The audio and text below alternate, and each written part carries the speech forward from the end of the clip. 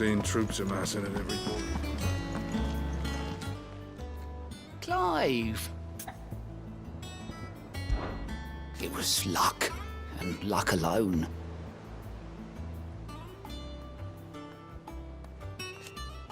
But now, thank you. Quick look.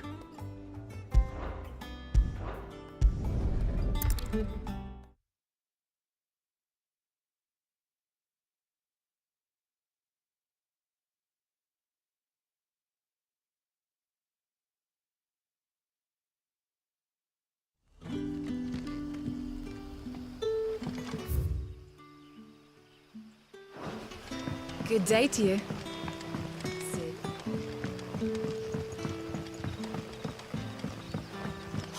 The crystals we get from the tail are all but worthless. What can I interest you in today?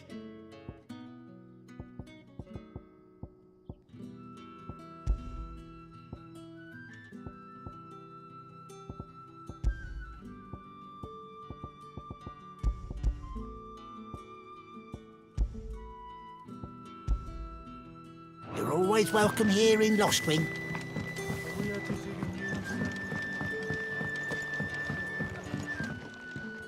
Ah, Clive. Your timing is exquisite, as always. I have a concern which you may be able to assist me with. Go on. There are whisperings afoot of shadowy figures having been sighted outside the village. Rustlings in the undergrowth, suspicious noises. My people fear that they are being watched. It may be no more than a surfeit of nerves, understandable in the current climate, or it may be the prelude to something altogether more dangerous.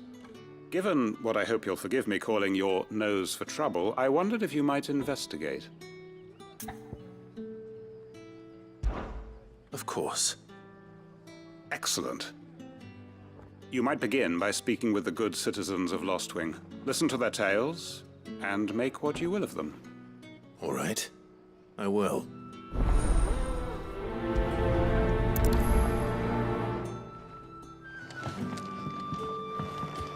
Right. Let's see what the people of the village have to say. I better find out if this is just nerves, or something we need to take more seriously.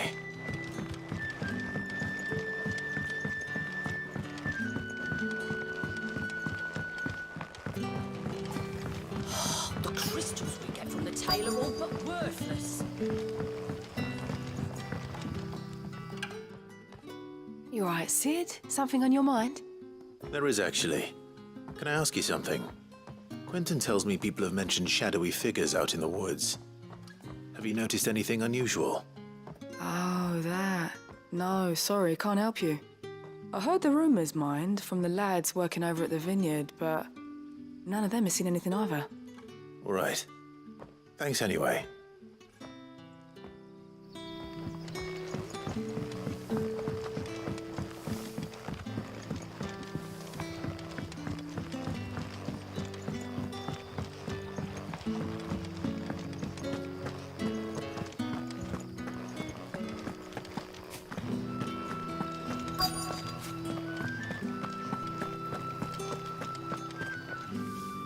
Do you have a moment? There's talk of suspicious figures in the woods. Have you seen anything out of the ordinary?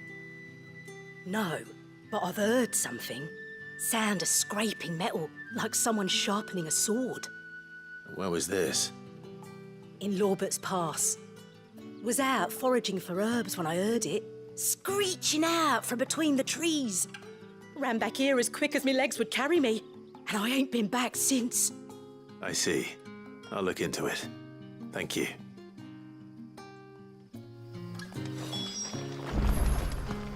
Seems Lorbert's Pass is our best bet then. What do you say? Google, shall we go and investigate?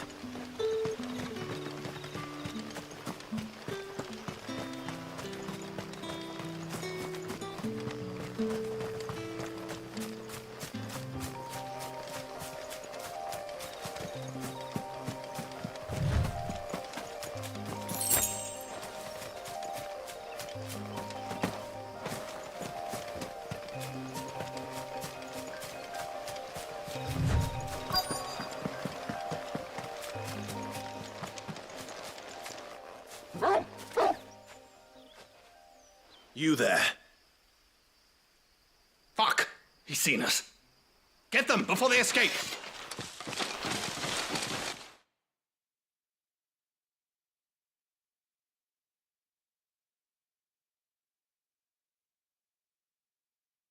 Black Shield. Here. What the hell are you doing here? What is it to you? Not that we give a damn. All that matters to us is that you don't leave here alive.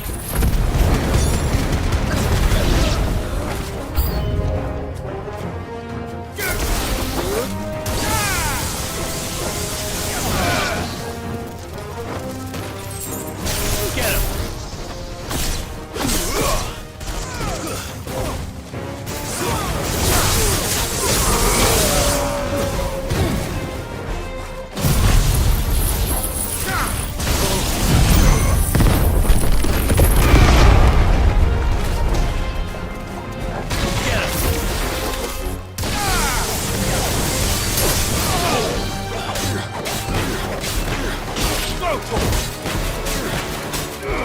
Over here!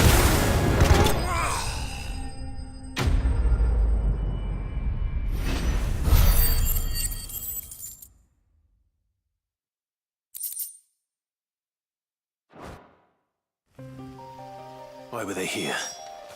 Were they planning an attack on Lost Wing? I need to warn Quentin.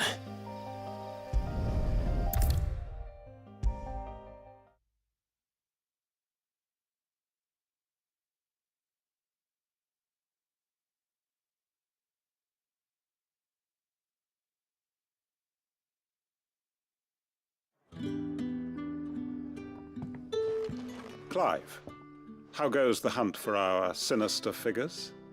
I found some black shields hiding near Lorbert's Pass. They're gone now. Black Shields. The Empress's former bloodhounds. Though they serve another master now. One who means to root out and destroy both me and those I care for. And it would appear the pack has finally caught the scent of its prey. Damn it all. I had hoped I would have more time than this.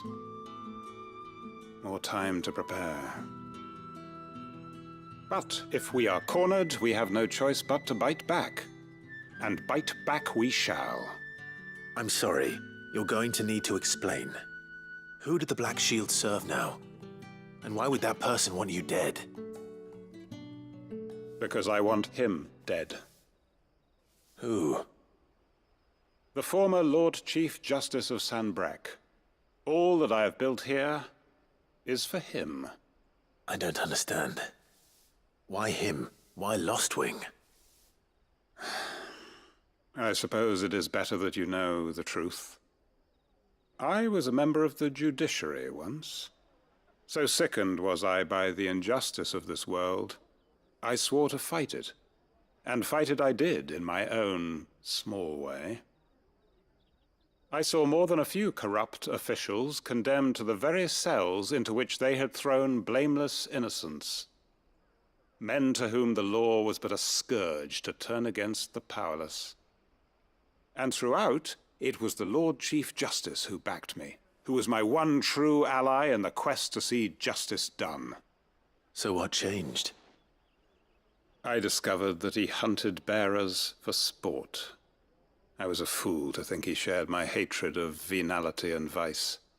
His support for me was no more than a facade, a means of ridding himself of his rivals, a mask to hide the rot beneath.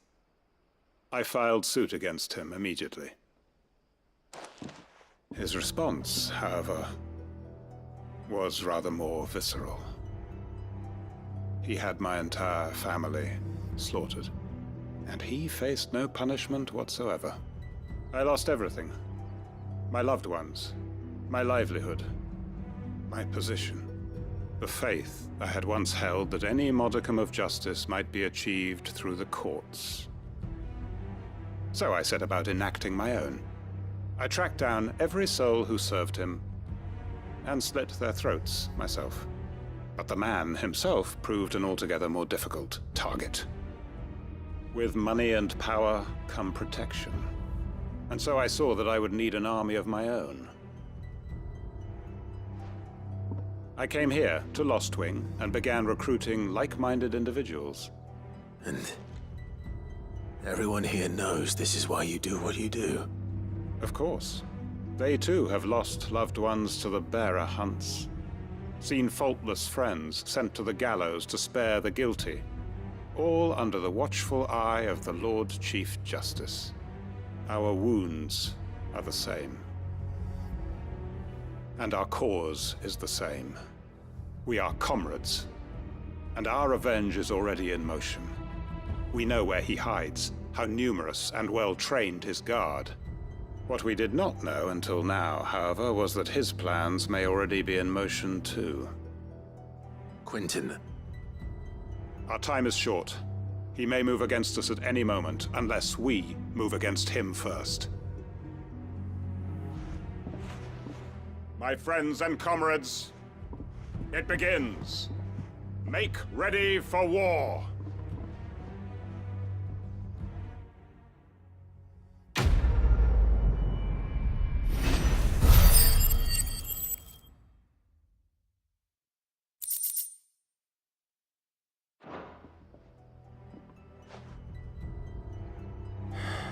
I'm not going to change his mind.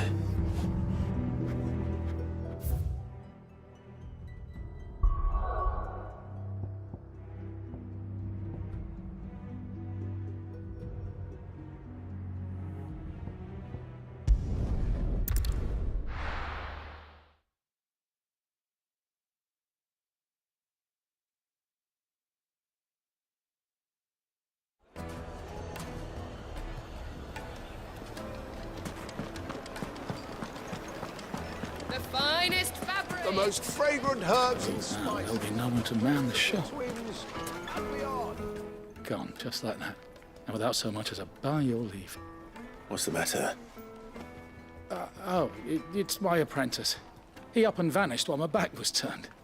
I'd go and look for him myself, but I've got a bakery to run. A bakery that's now short one pair of hands. Loath though I am to rely on the kindness of strangers, I'm at a loss.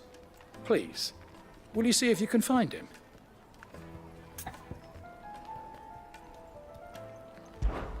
I'll see what I can do. Do you know where he might have gone? I wouldn't be surprised if he was off somewhere mooning at Drake's Fang. He used to work there, you see. Poor fool left his heart in its hollow. All right. Then that's where I'll start.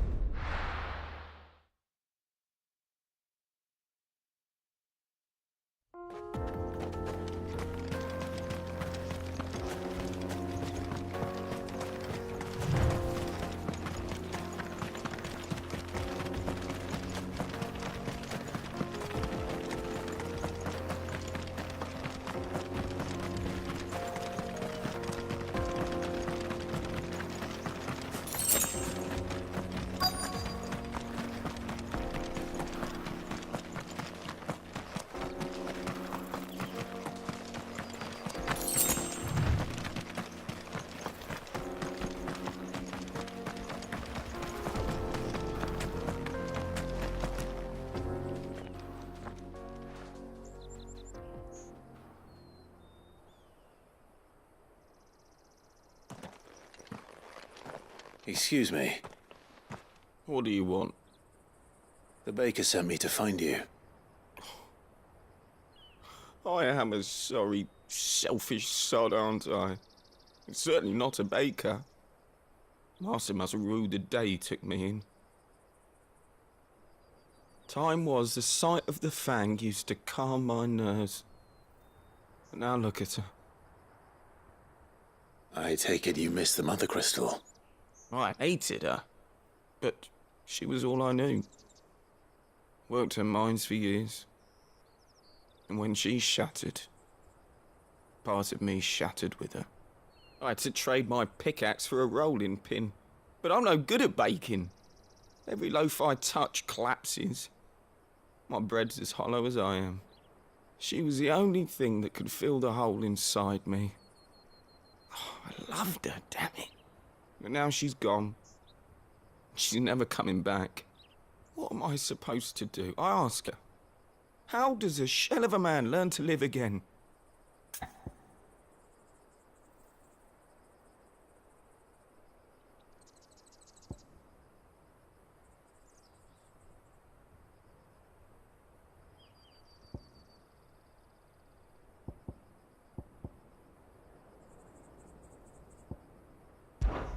Try to remember the good times. Do that, and the Mother Crystal will be with you no matter where you are. Even in the bakery. What a fool I've been. Thank you, my friend, thank you. You've opened my eyes. I have to get back there right away. Farewell! Wait.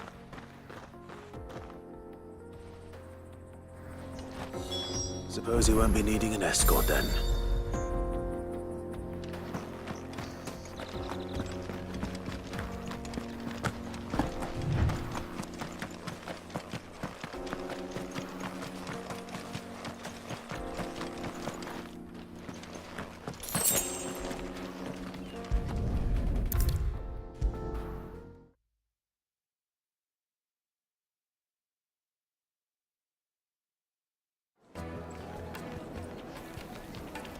Ah, there you are. The man who lit a fire under my wayward apprentice. Though I worry you might have stoked the flames a little too high. He damn near ran me down trying to get to my oven. Master, it's ready. Behold the Drake's Balm. A truly unique creation. I dare say it is. Just look at it. A perfect likeness of the Fang herself. Her steepled peaks, her fulsome spurs, her inviting hollow. True, my loaves collapse more often than not, but what's the Fang without her crater? Why, no Fang at all. And look, inside. She's filled to bursting with a bounty of beautiful crystals. Salt crystals! Master, I have found my purpose. I must use my work here to preserve the memory of the Fang. Well, if it tastes half as unique as it looks, I'd certainly say you're onto something. Not only is my apprentice back, but he's finally pulling his weight. With any luck, I might even have a new delicacy on my hands. I don't know how you did it, but you have my thanks.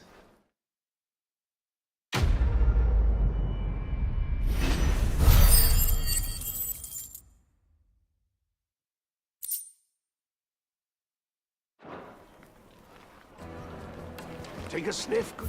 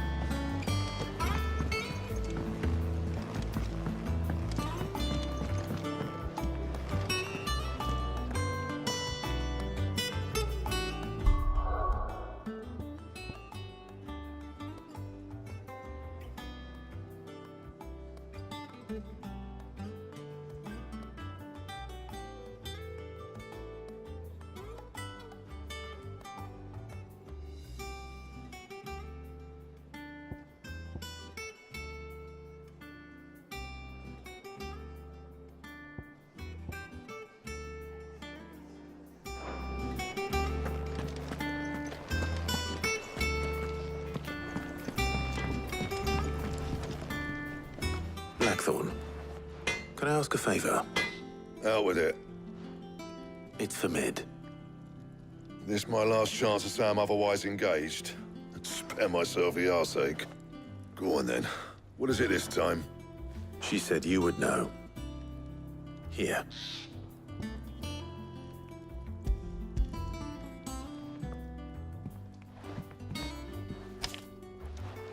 Krieger's teats. Well, I don't know what the hell you'd want this for, but I can make it. Won't be easy, though. And I'll need help. Get Gabonotto in here, will you?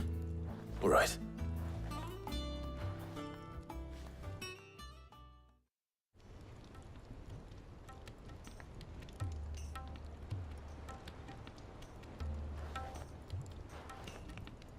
So Lid's roped us all in here again, has she? Typical. Still, if that's what it takes to get her to visit Sid's grave, I'll do what I can. And, what is it we need to do, exactly? Take a look at this. It's this plating. The usual saw-grade steel won't work. We need something that can get very hot, very fast, and still keep its shape. That means an alloy. Something that won't break or buckle at the temperatures she's talking about. Which is where you lot come in. I need materials, and I've got my work cut out already. You'll have to fetch them. Now, there's a special kind of sand I'm after that you can only find out in the Valcroy. Stardust, they call it. As for the rest of the stuff, my usual supply should have it in stock. It just needs buying and bringing back here. Well, we'll get it done quicker if we split up. One of us should probably give you an hand coat in the sand. And the other can go and get the rest from this supplier. Right then. Well, make your minds up who's going where, we can get this over with.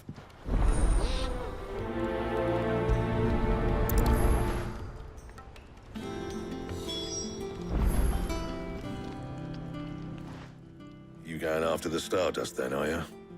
Which one of these two lucky souls is going with you?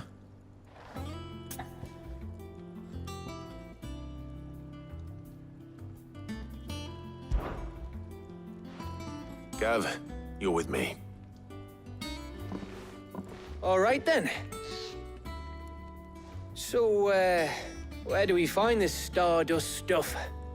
There's a river that runs through the southern reaches of the Valcroy. It's the black sand that washes up on its banks that you're after.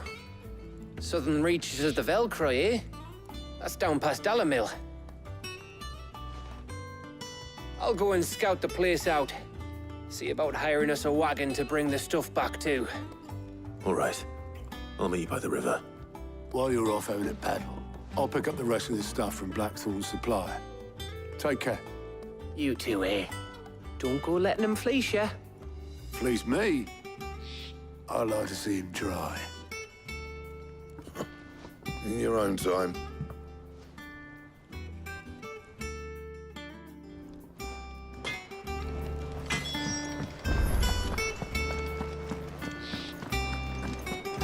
Thank you, Clive.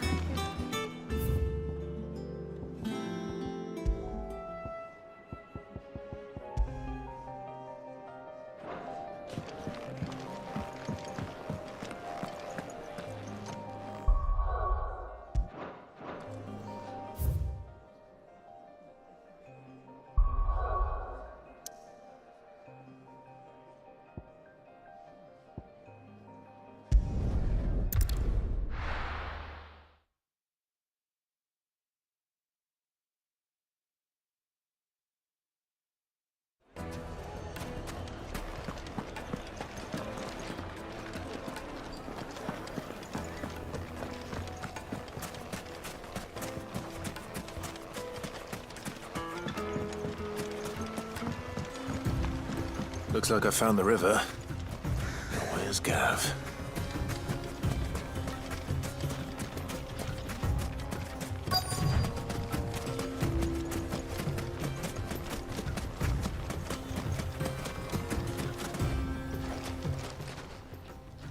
Sorry to keep you, Gav.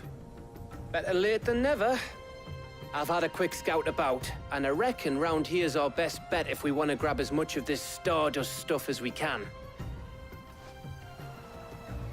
Don't know what Blackthorn's planning to do with it, though. I asked over in Dalamil, and they seemed to think it was worthless. But if Stardust is what Blackthorn wants, Stardust is what he'll get. There's plenty of the stuff lying about just begging to be bagged. Then let's get bagging, shall we?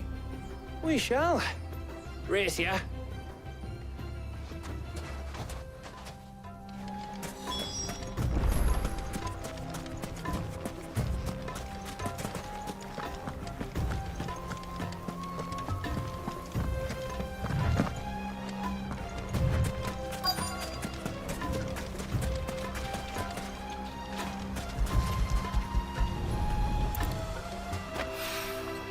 So this is Stardust.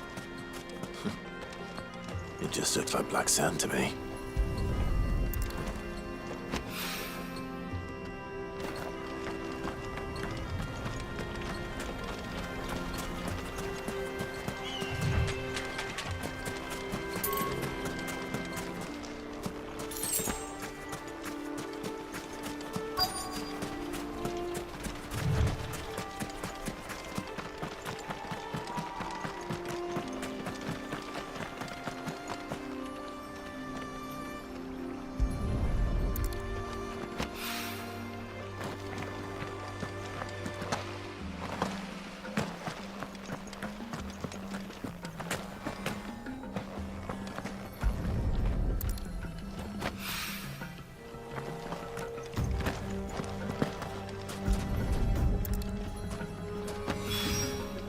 That should be enough for now.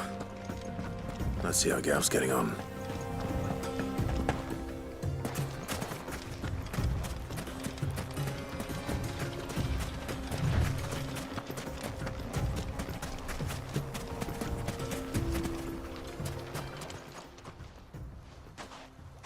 You finished? How much did you get? Enough. I hope.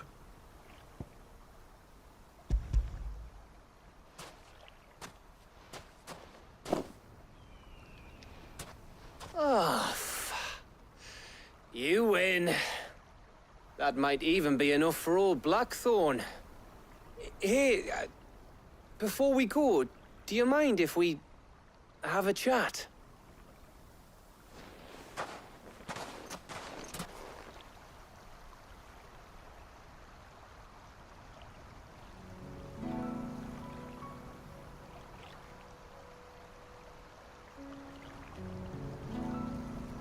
Feels like ages since we had the chance to talk.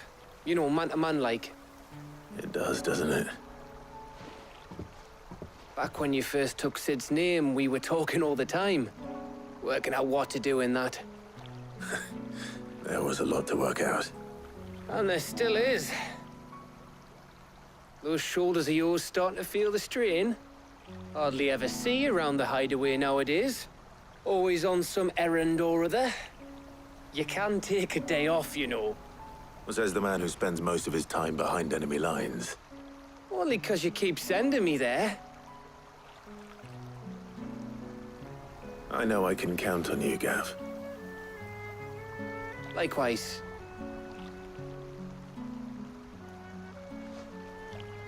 So you keep sending me wherever you need to, and I'll keep going. Safe in the knowledge that I have a home to come back to. Thanks to you.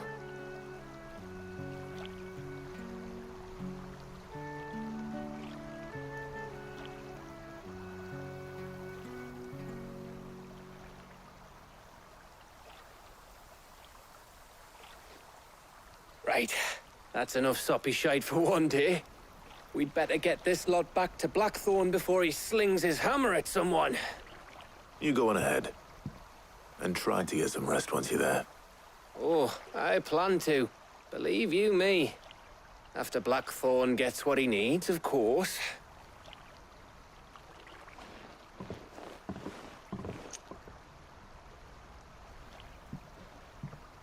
Right. Ready to go home, boy?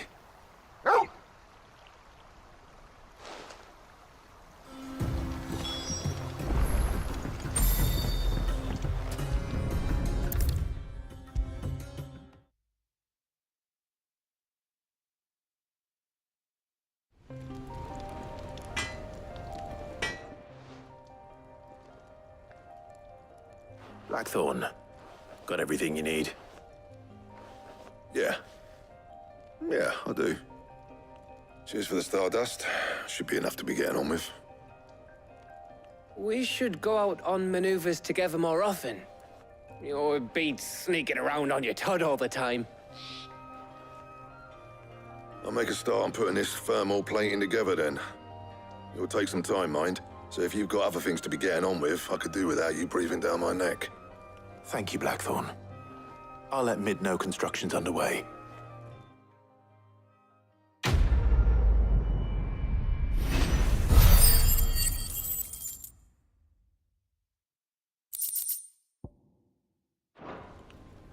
Suppose we'd better be getting back to work too. Give us a shout if you need anything.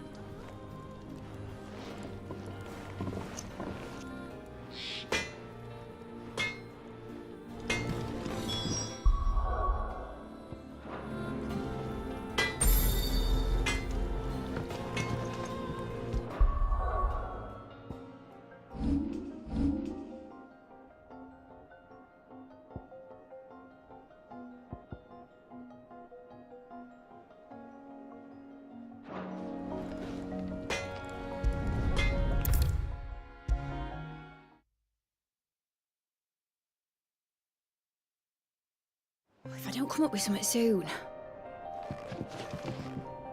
You'll be pleased to hear that Blackthorn's started work on the plating. Excellent. 1 down, 2 to go. So, what's next? The helm, of course. For this, we'll be repurposing fallen scrap. Salvage from the ruins? I thought that material was all but impossible to work. Ah, but we don't have to. I'm sorry? Just so happens there's one particular ruin that's broken into exactly the right shape and size pieces for what we need. What's the name back there? I'll give you all the details. What's her name? Right.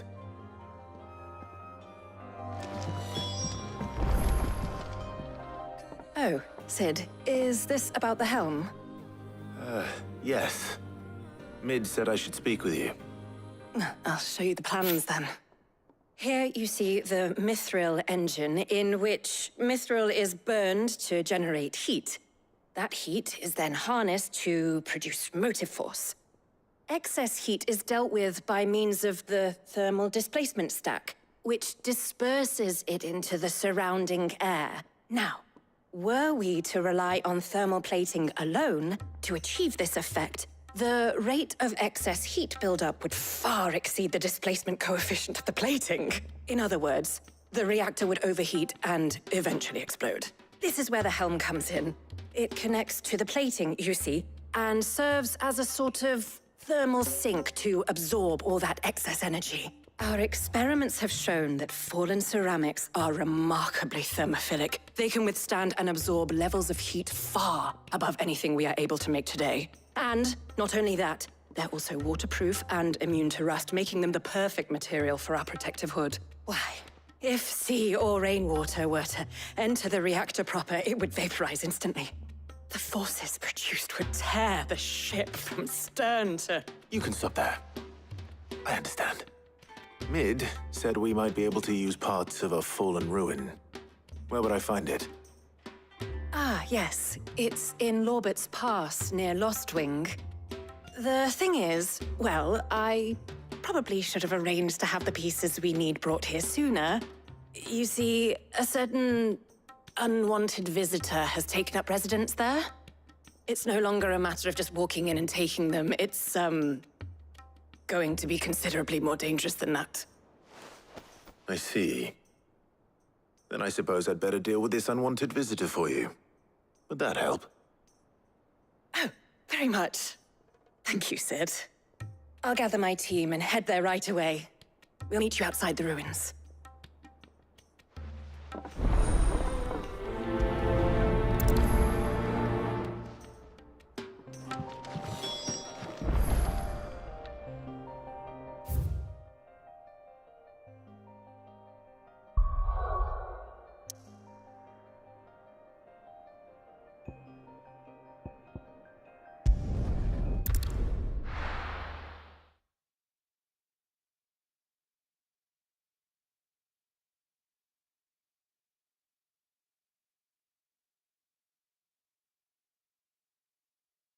I'll be taking you all to a storehouse in the Bales. Leave anything you don't need behind.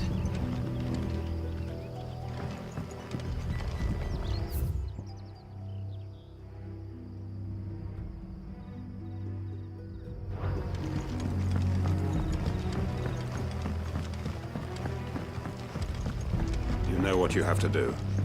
I won't let you down. If you're ready, we leave at once.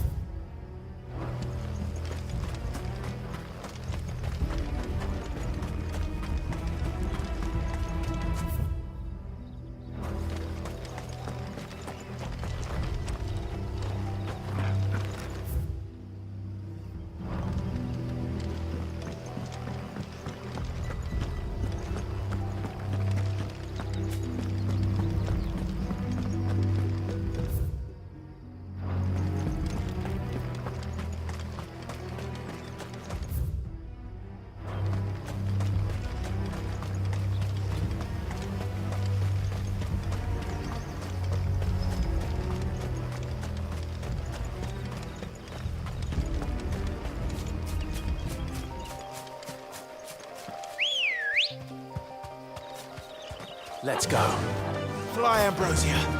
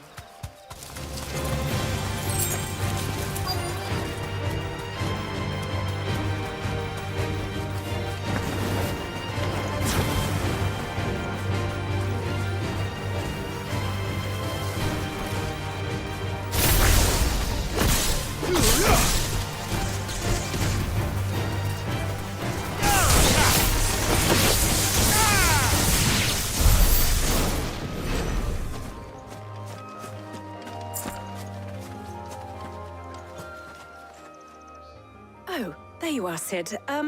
Thanks so much for coming. The, ruins are just over there, as is the creature I told you about, I'd imagine. Would you mind? Of course. I'll be right back.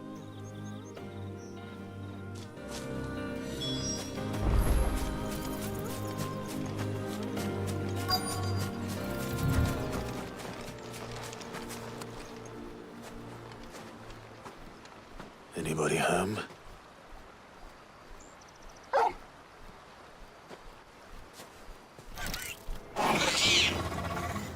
This must be our unwanted visitor. Time to go.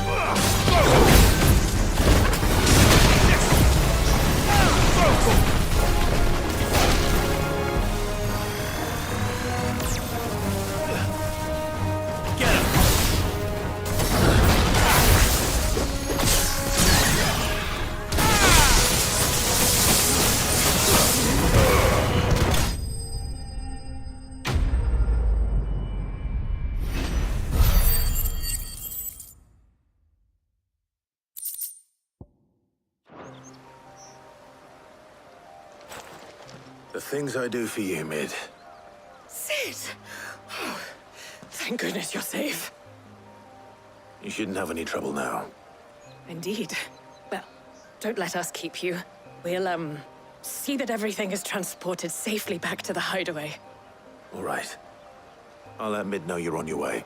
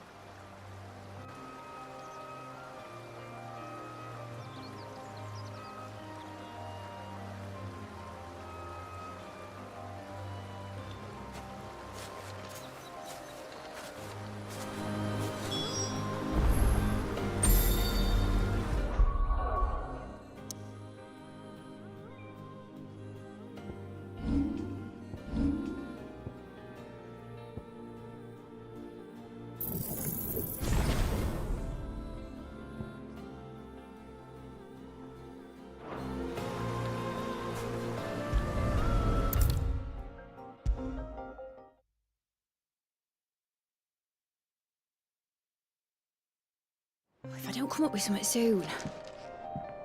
Mid. Helena has recovered the material for the helm. She'll be along shortly. Excellent. Another job well done. And just one remaining. Right. Right, the shielding. This one's a bit of a bugger. How so? The plating's enough to stop the engines going pop, but those things will still be spitting out enough fire to set the rest of the ship ablaze. Which is why you need proper shielding. A prison for the dragon's breath that's blazing away inside. I thought a triple thick layer of tempered steel might do it. Or more of the stuff that the Fallen use, but they'd both be too heavy. The helm and the plating are bulky enough as it is. Add any more weight and the whole ship would be at the bottom of the briny before we'd even started. I need something light. But I've racked my brains and I just can't think what would do it. Well, if I were in need of obscure knowledge, I know whose counsel I would seek. Harpocrates. Tomes? Yeah, well, I'd thought of that, obviously. I've got all the details written down here. Can you take this to him, see what he makes of it? Right away.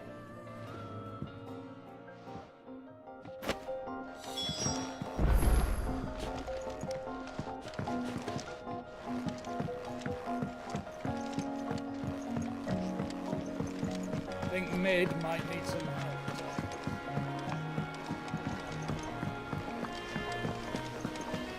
Editors started reading books that don't have any pictures in. Mid hasn't.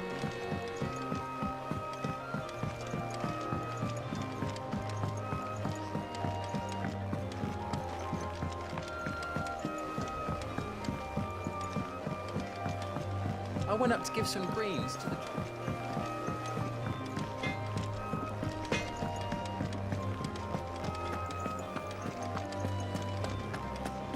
Thanks to Sid.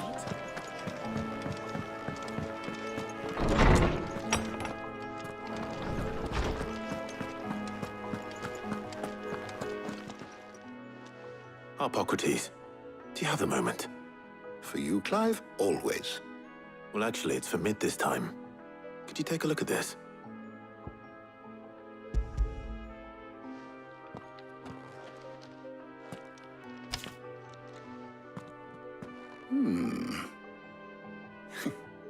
Shielding for a mithril engine? Whatever will that girl think of next? And what are these notes around the edges? She has some specific requirements for the materials. The shielding needs to be able to resist extreme heat on the inside, and yet remain cool enough on the outside not to set the ship alight, while also being light enough not to sink it. As you can imagine, she's struggling to find anything that meets her needs. I see. I wondered if you might know of a solution, or if you might be able to search the records for one. Perhaps it is not a different material she requires, but a different approach. What do you mean? Consider the lake we have made our home. Its blighted waters eat away far more quickly than fresh water or even brine, at timber and steel alike. And yet, we have made a home here from those very materials nonetheless. We have. But Bardolph must varnish every board twice over to keep it from rotting. And Obelisk complains that without a constant supply of... pitch. I see. Early Gregorian histories speak of a preparation known as moon dew. It is said to be able to resist even the most ferocious flames. Before the dragoons tamed the worms and wyverns of the realm, nobles would daub their castle walls with it in order to guard against dragon fire. So if we could recreate it... It might be applied to some material or other in order to provide the protection it requires. As to how best to apply it and to what material, perhaps Bardolph and Obelisk might be of assistance. I shall speak to them and see what wisdom they might have to offer. If you would be so kind as to procure the necessary ingredients, I shall discuss the specifics of how it might be most effectively put to use with our two friends. The knowledge of the past may yet prove useful to we of the modern era. Thank you, Hippocrates. And since you're asking others to help you, perhaps I should too.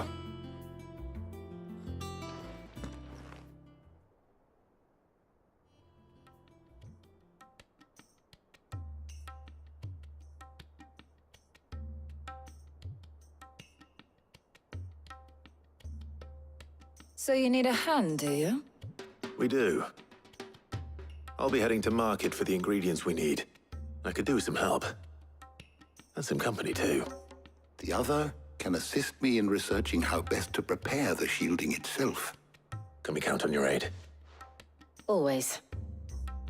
Well, if Jill's game. Thank you. I am sure either of these fine young minds would prove indispensable in my research. I leave the decision as to who will go with whom in your capable hands, Clive.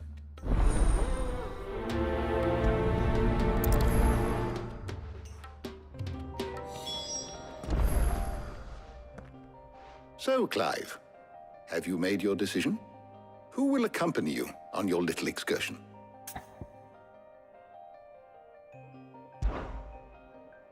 Very well. So then, what do we need to find?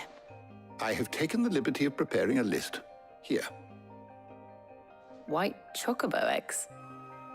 Pepio nuts. Are you sure this list is right? Everything on here seems very edible. I would have thought the ingredients would be a little more exotic. Though these items may seem mundane, they have potent effects that are rarely exploited, effects for which they were once highly prized. So much so, in fact, that they were harvested almost to extinction, hence moon dews having fallen from favor. Now, of course, they can be obtained with ease. You should be able to find everything you need at the market in Northreach. Is that so? I've been meaning to visit Northreach anyway. I'll set out now. Join me there when you're ready. I will. Until then. You two enjoy yourselves. You too, Talia.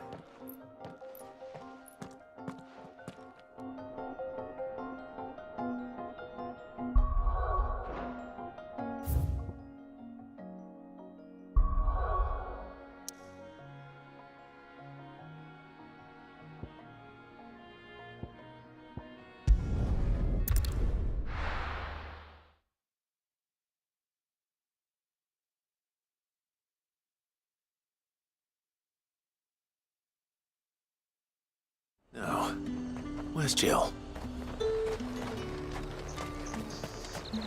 And what can I do for you?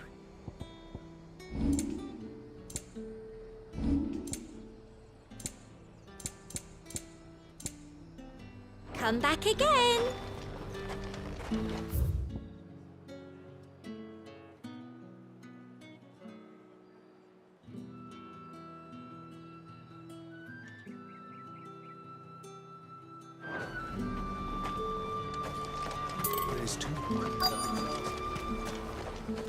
Keep them pilchards nice and chilled.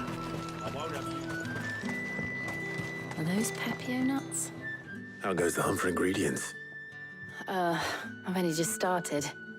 I'm sure everything we need is somewhere amongst all these stalls, though. Why don't we split up and see? We'll take a couple of ingredients each. All right. What am I looking for?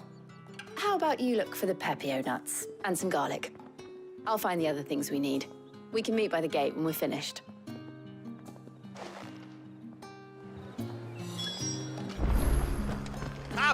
You'll not find a bruised pig. Fresh cuts! Come and get them before they're gone. Any friend of the innkeeper is a friend of mine.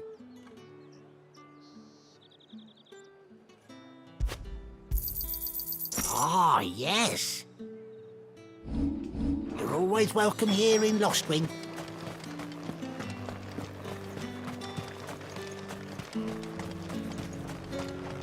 What do you want? If that's what you want. Go on. Take it. That's everything. Let's see how Jill's getting on.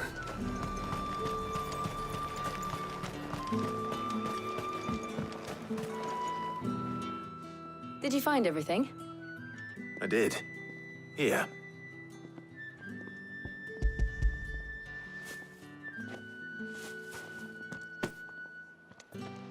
Garlic and pepio nuts. Perfect. Now all that remains is for Harpocrates to somehow turn all this into what Mid needs to keep her engine cool.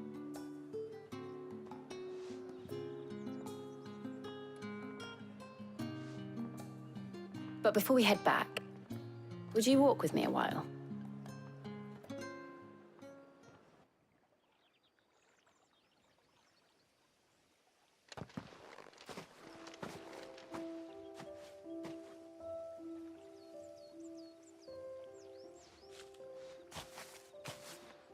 Thank you for asking me to help you today. It makes a nice change. It does. It's good to get away from all the battle and bloodshed for once. Just being here reminds me of when we were children. Do you remember? Walking down Market Street in Rosalith, taking in the sights and smells. How could I forget? What with Torgal's antics. Remember how his nose would prick up at the scent of sausages? He'd go racing away and we'd have to go running after him. We wouldn't catch you now, would we, boy? Was there anything you wanted to buy for yourself while we're here? There was, yes. Well, sort of. Molly in the kitchens told me about a place that sells particularly good pies. Thought you might like to share one with me. I would. Thank you. And I saw some bread.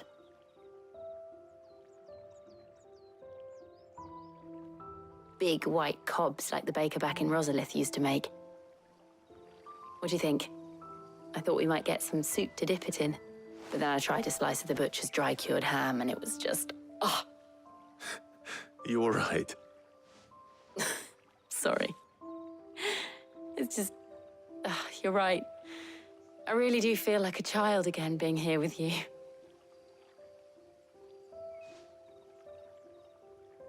Clive. Is it wrong of me to enjoy this? No, Jill. This is how life should be. And it's how our lives will be when our work is finally done. When we can live on our own terms. I hope so. Thank you, Clive.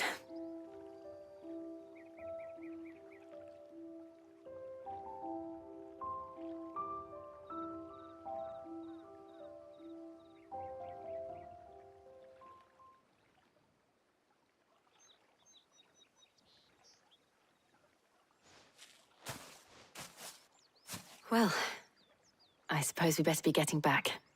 I need to give these ingredients to Harpocrates and Tarja. I'll see you at the hideaway. Take care. I will. You too.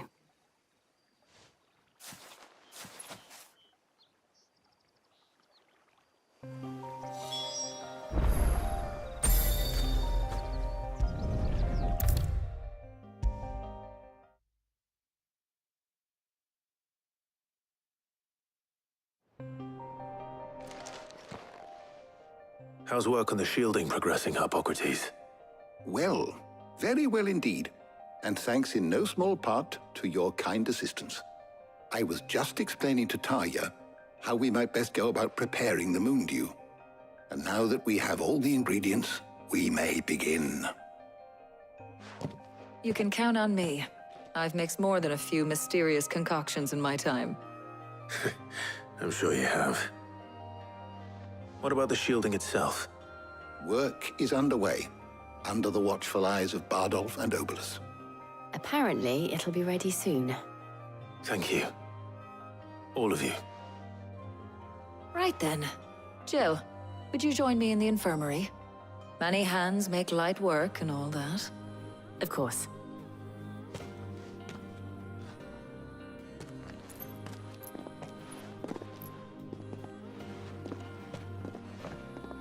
Oh, and Clive, thank you. It was nice just being with you.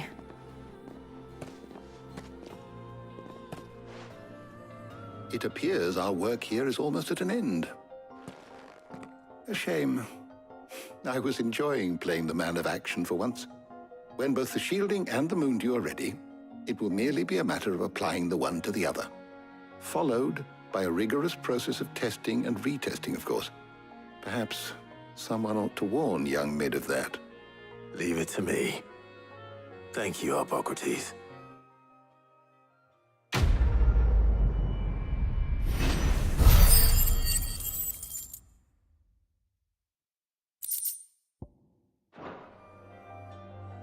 Well, I'd better go and give Mid the good news then.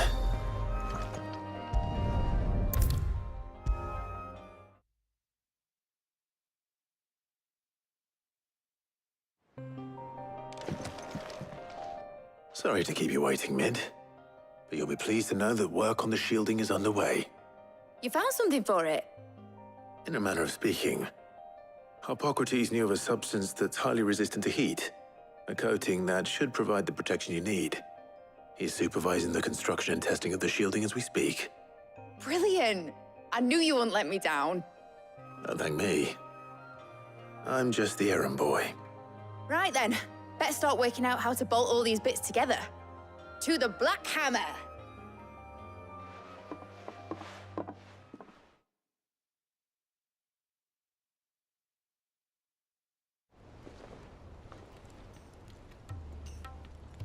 You know, when I got into the smithing game, I thought I'd be making swords and shields, not thermal bleeding didgeridoo-dahs. Displacement stacks. Same difference. Whatever you call it, I ain't putting it together in here. It's cramped enough as it is. Let's take this outside. Mid, you get all the parts lined up on the deck. I'll take care of the rest. On my way! Oh, and bring me the biggest hammer you can find. This is gonna require some precision walloping.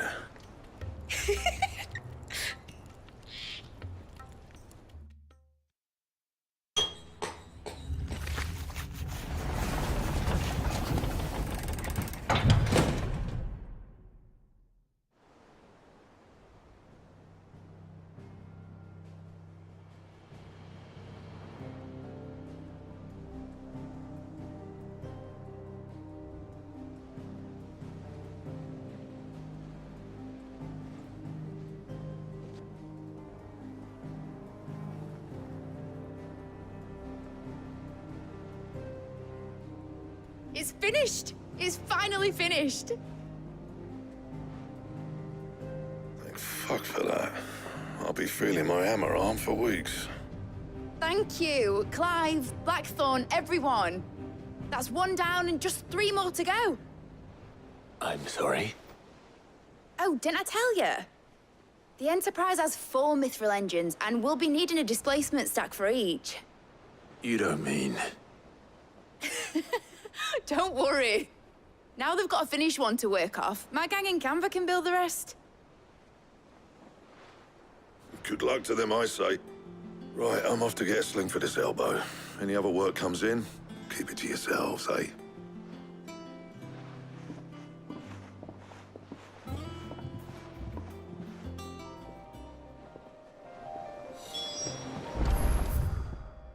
Mid told me she was building a ship.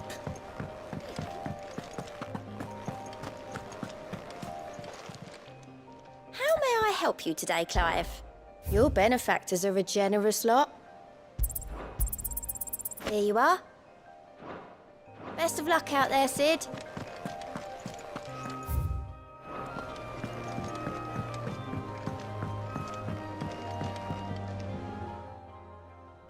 What's the matter? Nothing. Just daydreaming. Thinking about the Enterprise sailing off over the horizon to shores unknown. Searching for a land untouched by the Blight. Just like me and my dad planned. So if the worst came to the worst and every scrap of soil in the Twins turned black, we might still have a chance. That's what she was meant to be. You see, one last chance just in case we needed it. But now she's so close to being finished, I've realized I don't want her to be that. I don't want her to be just a lifeboat for us to cling to if things get desperate. I want people to sail aboard her by choice, not from the lack of it. In a world where we're not just trying to survive, but where we can actually live. I'm working on that. And I'll do everything I can to get you what you want. Don't you always? All right. My mind's made up. As soon as the Enterprise is fit to sail, I'm putting her under your command. Sod our plans, I'm trusting in yours. Are you sure about this? Something tells me it's what my dad would have wanted. He'd be proud of you. You were gonna visit his grave, weren't you? I was. And you can come too now that your little project is finished. Right. There's just one thing I need to finish up first. Won't be a mo. All right. I'll let Otto know you're coming. Meet us in the mess when you're ready. Aye, aye, Captain.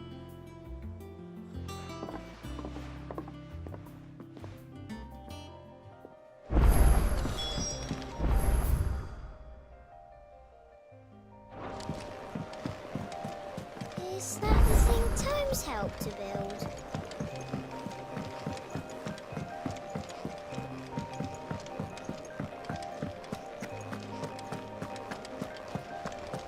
He cracked the crystal too? You're joking.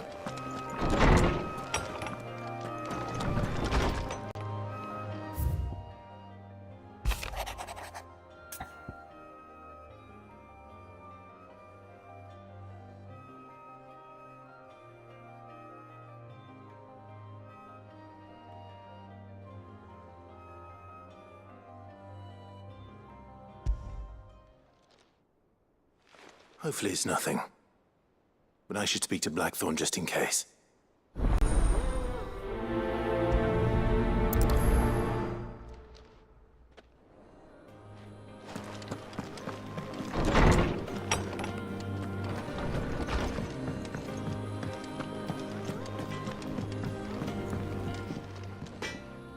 Blackthorn, do you have a moment? Not really, no. This won't take long. I just wanted to ask how you're getting on. August was worried about you, that you might still be doubting your craft, even after learning the trick of that cuirass. Is there something else weighing on your mind? Perhaps sharing your thoughts might help. That bastard's like a dog with a bone. Still, he's got a keen eye, I'll give him that. He's just, well, Karen showed me something. Something I've never seen before. And that was? A sword. An odd-looking thing with a single-edged blade. The metal itself wasn't anything to write home about, but fuck me, the edge on it. You could slice a man clean in two with a weapon like that, and he'd be halfway home before he even realized he'd been cut. So that's what's troubling you? Nah, no. Not troubling me exactly. More distracting. Can't stop thinking, how do you get an edge that sharp? It's driving me mad. And if you knew how to do it, we could arm the curse breakers with even better blades. That's about the size of it, yeah. I'll see what I can find out. Sharper swords are always welcome. And we can't have our master blacksmith being distracted. You're a soft touch, you know that. But I can't say I'm not grateful for it. Good luck, eh? Thank you. Let's see what Karen knows about this sword.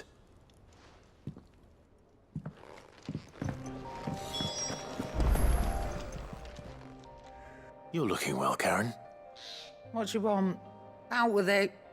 I want to know about the sword you showed Blackthorn. Single-edged and extremely sharp. Running around after him again, are you? I suppose I am, yes. But I need to help him find out how to work an edge like that. It's driving him to distraction. Little wonder, I suppose. There's not many like that make it as far as the twins, and those that do go straight into private collections. Which made it nice and easy finding a buyer. Can you tell me who bought it? Where is it now? You think I tell people who my clients are? Suppose you're not likely to go nicking him off me, are you now? Fine. If you stop mooning at me like that. Lord Ignac's the man you want. Delmechian bloke. Collects weapons and the like. And he's got more money than sense, which is why he's one of my favourite clients. Reckon he'll still be at the inn in Dalamil, where I left him. Thank you, Karen. Oh, and he's a touch eccentric, if you take my meaning. I appreciate the warning.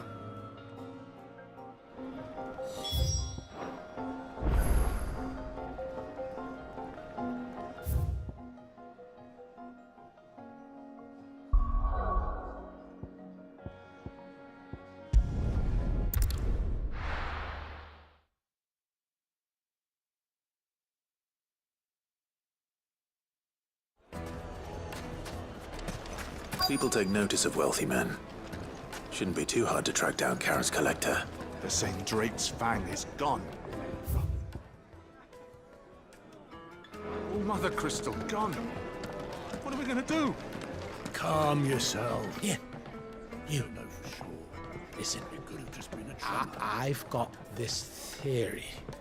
The fallen, I don't think they all fell. Some of them are still living among us. You could be one of them. I could be one of them.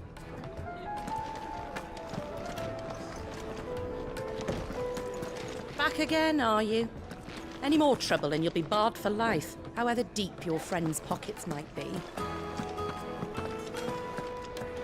Welcome. If you're hoping for a bed, I'm afraid you'll have to look elsewhere. One of our wealthy patrons has purchased the use of every room, hoping to keep up.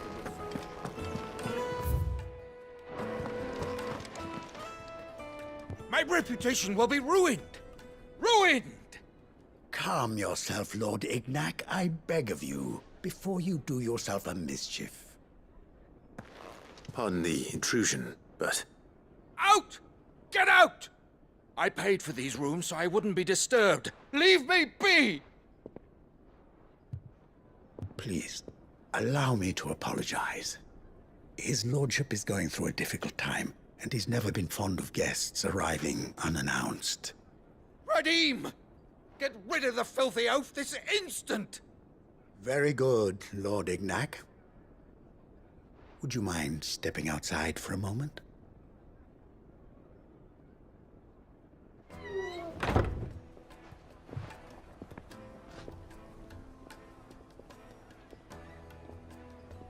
I'm sorry if I've caused you any trouble.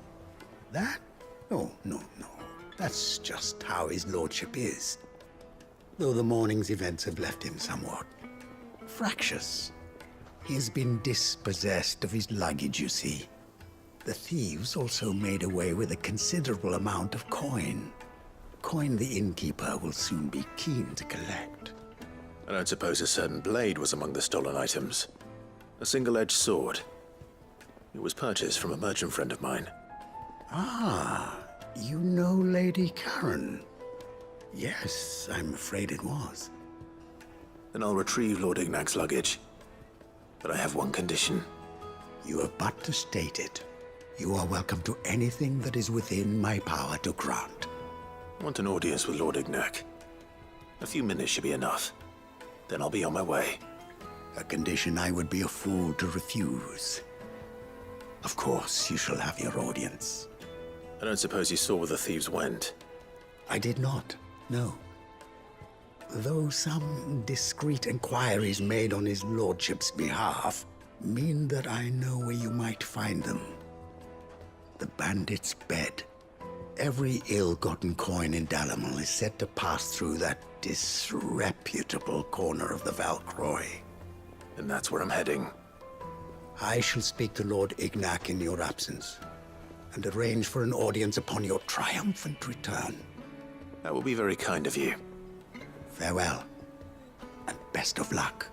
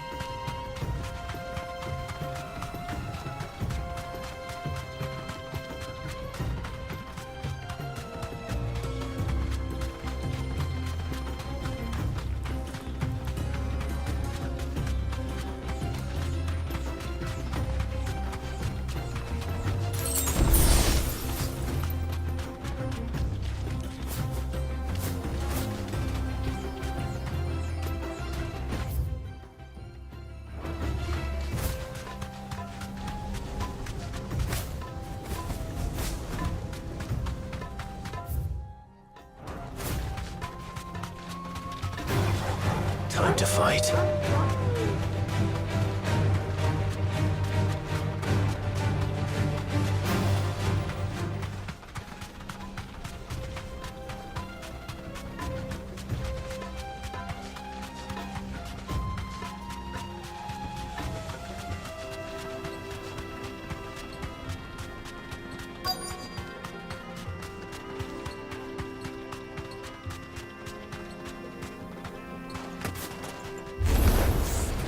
Got company! Come on, lads, let's tear the bastard's head off!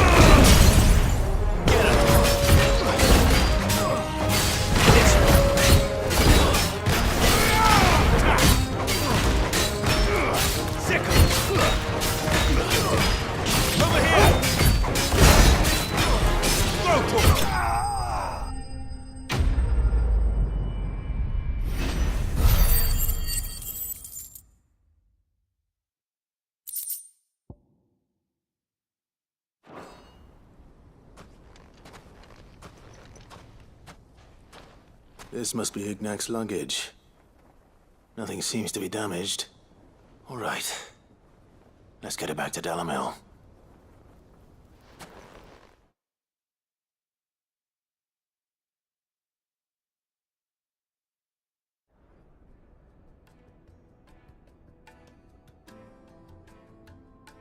I hear I have you to thank for the return of my effects. What shall I call you, my good man? Wyvern. Glad to make your acquaintance. A formidable name indeed. Well, Wyvern, I appear to be in your debt.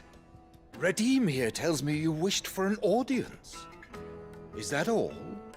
A few moments of your time should suffice, yes. You're a peculiar fellow, Wyvern. All right, speak. Master Wyvern was wondering if you could tell him about a certain single-edged sword you recently acquired. Oh, a true work of art, that one. Karen drove me hard on the price, but I would have sold her Radim here to get my hands on that sword. It was made in the Outer Isles, far beyond the Twins, and is used exclusively by the practitioners of a unique school of swordsmanship. They believe no combat should ever exceed a single strike, and hone their blades to such perfection that none ever does. Each sword is made for that one perfect stroke, and for that stroke only. They crack upon a second blow. There's a brutal sort of beauty to it, really. But how do they hone such an edge? Fine question. Why, they use a whetstone, of course. Whetstones, rather. A whole array of them, ranging from the coarse to the fine. 10,000 licks with the sharpening stone, then 10,000 more. But it is the final stone which lends the blade its legendary sharpness. A mineral quite foreign to this great realm of ours. And that is the key. The secret ingredient. Wyvern, it occurs to me that my little lecture is hardly equal to services rendered. Take this, together with my regards. The very stone of which I spoke, far rarer among collectors than even the blade itself, and a far more fitting payment. Thank you. Pardon the intrusion, my lordship. However, it is long past time we prepared ourselves to depart. So it is. I am locked in bitter competition with a rival collector of curiosities. I am one step ahead of the unscrupulous scoundrel, but he is hard at my heels. And there are many other collectors out there. Too many to count, but only one do I consider my nemesis. Lord Byron Rosfield. And is a perennial thorn in my side. I can imagine. Farewell, Wyvern. May our paths cross again. Radim, we mustn't dawdle.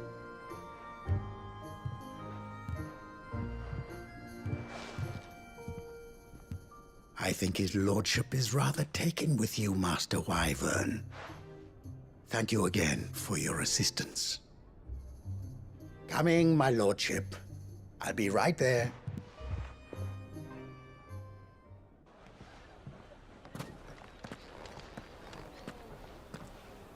Trust Uncle Byron to find such an interesting rival.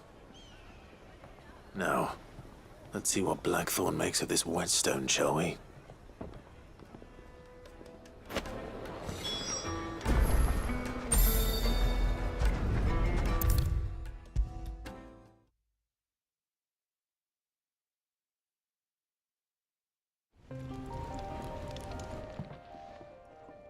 Sorry for the wait, but hopefully you'll agree it was worth it. You learned something about that sword, then? I did better than that.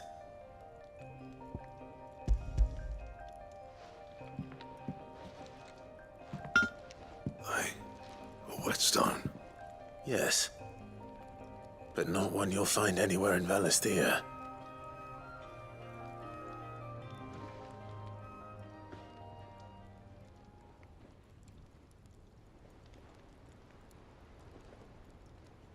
No wonder I couldn't get the same finish on the grinding wheel. One hit and all done, eh? Might not be so bad if all you ever fought were duels. Good luck on the battlefield. Your second opponent would be your last, no matter how good you were. Even so, is there some way it could be used to give the curse breakers an edge? I think so, yeah. With this whetstone and the right kind of steel, I could probably even make a twin of the blade that rattled me. But there'd be no replacing this little rock once I worn it down to a sliver. I reckon we get a dozen swords from it, if that. Swords that the curse breakers wouldn't know how to wield properly, and that would see them through a single fire piece. Nah, no point trying to copy that thing. Be about as much use as a wax anvil. But finishing our blades with a whetstone this fine, now that's something to consider. And what's finer than fallen masonry, eh? Or more hard-wearing, for that matter. Just imagine it. Good Valisthian steel with an edge as sharp as any found in the Outer Isles. I won't make a copy, nah. I'll make something much better. I'm sure the curse breakers will be delighted. Just don't push yourself too hard. Don't you worry about me, sunshine. I've been working day and night since I was half your age, and I'll still be here when you're long gone. Hey, thanks, Clive. I mean it. I owe you one, August too. It's good to know someone's looking out for me. You'll be happy to hear you said that. And I'll see that my debt to you's paid. First new blade I make's got your name on it. You come and find me when you've got the materials. All right. I will.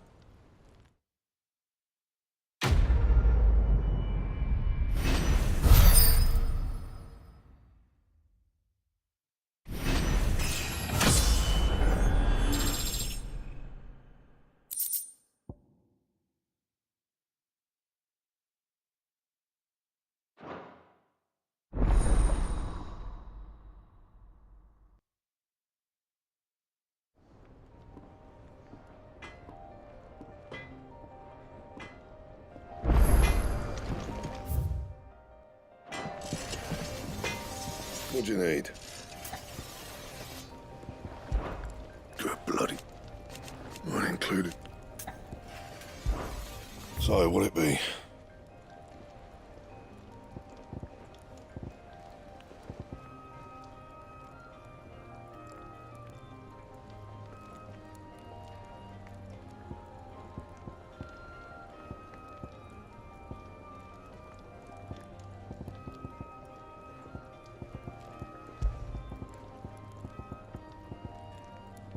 That it? Fine. He cracked the crystal too? You joking?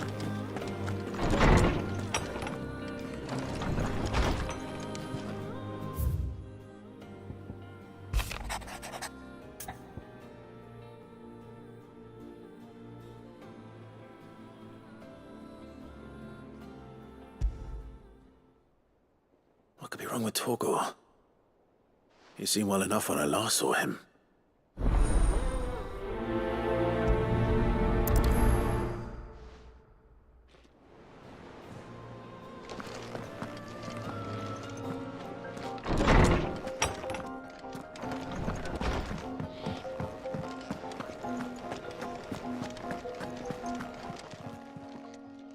I got your note. You think something's wrong with Torgor? So you can read. Congratulations. But I didn't say I were wrong with him. I said something weren't right. He's not been eating me treats. He used to love cracking the bones from Molly's boiled brown, but now he won't so much as look at them. I didn't like him, which is why I'm of a mind that his mind's on something else. You've not been working him too hard, have you? No harder than usual. Is that it, boy? Do you need a rest? What was it you said he was? A frost wolf? That's what the lawsman seems to think. Then maybe this all has something to do with whatever it is that's woken inside him. I suppose things have been different since Rosalith. Perhaps Hippocrates knows something. Instead of everything, you mean? Perhaps.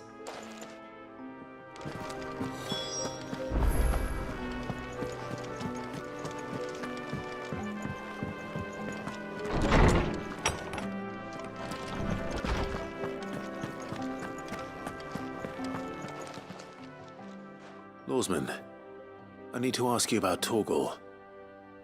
Something's not right with him. He isn't ill, is he? I don't think so. But according to Lady Karen, he seems to have lost his appetite, which is certainly a new development. She says he's hardly been touching his bones of late, and she believes it may have something to do with what happened at Rosalith Castle. I rather think she might be right, though not about his appetite. All canids are instinctively inclined to crack open bones for the rich marrow that resides within, and I see no reason why a frost wolf should be any different. Accordingly, I suspect it is not a lack of appetite that afflicts Torgal, but a surfeit of it. If we assume that his newfound magics require additional nourishment to sustain, it may well be that the bones Lady Karen is accustomed to providing are no longer sufficient. Frost wolves, after all, habitually prey upon far larger animals, whose bones may yield altogether different nutrients. As to where one might find a suitable substitute, some antelopes that graze the meadows of eastern Rosaria have been known to grow to a size more than double that of their lesser cousins. I don't recall ever seeing any that large. And little wonder. The oldest and largest such creatures rarely leave the safety of the highlands for fear of predators. The last elder antelope sighting I recall hearing about took place near Cressida, and that was long before the village was abandoned. Even so, it seems like a good place to start. Good hunting, Clive.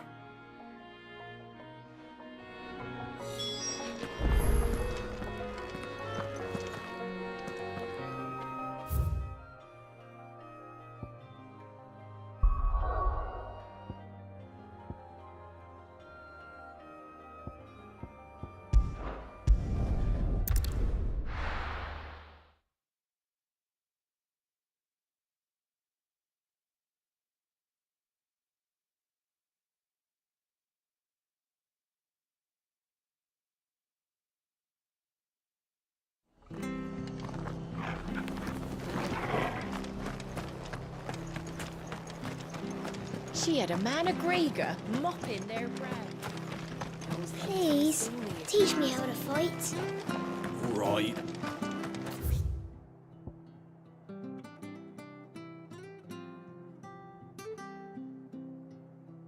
Clear when my shift is up.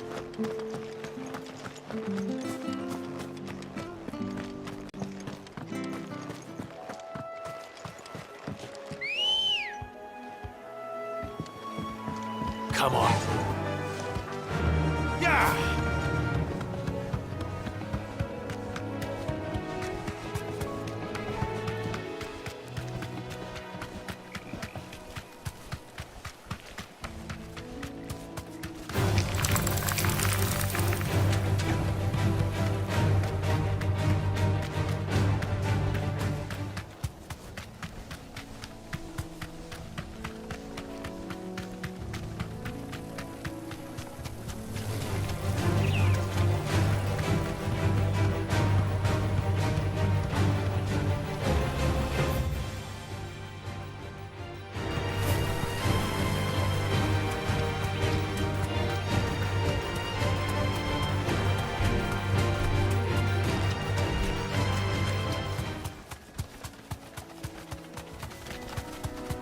Well, it's certainly quiet. If I were a giant antelope, it would seem like just the place.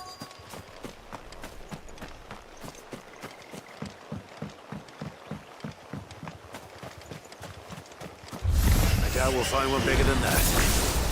Hungry, Torgal?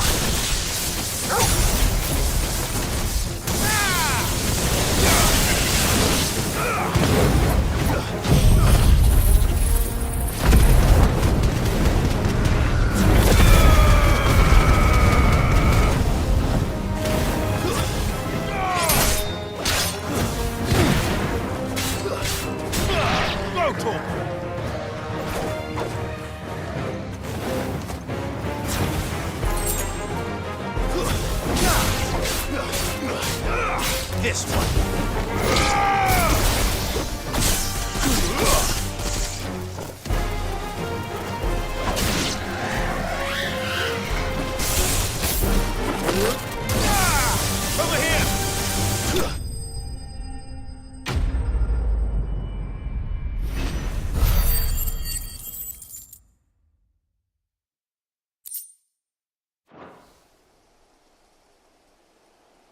Now...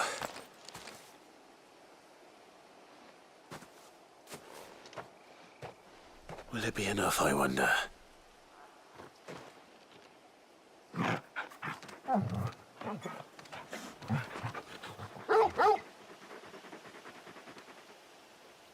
I say that answers my question. Which means we owe the lawsman our thanks. You're just a big puppy, aren't you? A very big puppy.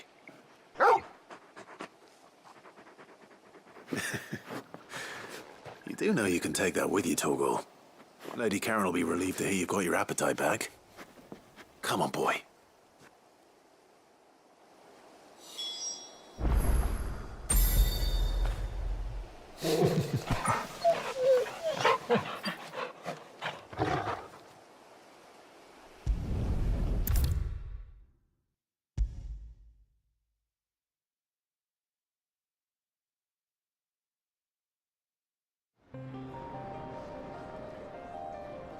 I noticed you and Torgal had gone off somewhere. Take him for a walk, did you? You could say that.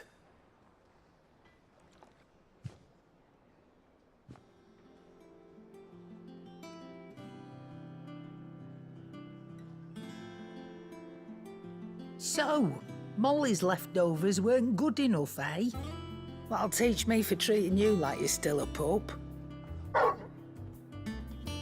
All right, no need to shout. Now we know what you're after, I can see about getting some in. Speaking of which, I brought one for later. Can I leave it with you?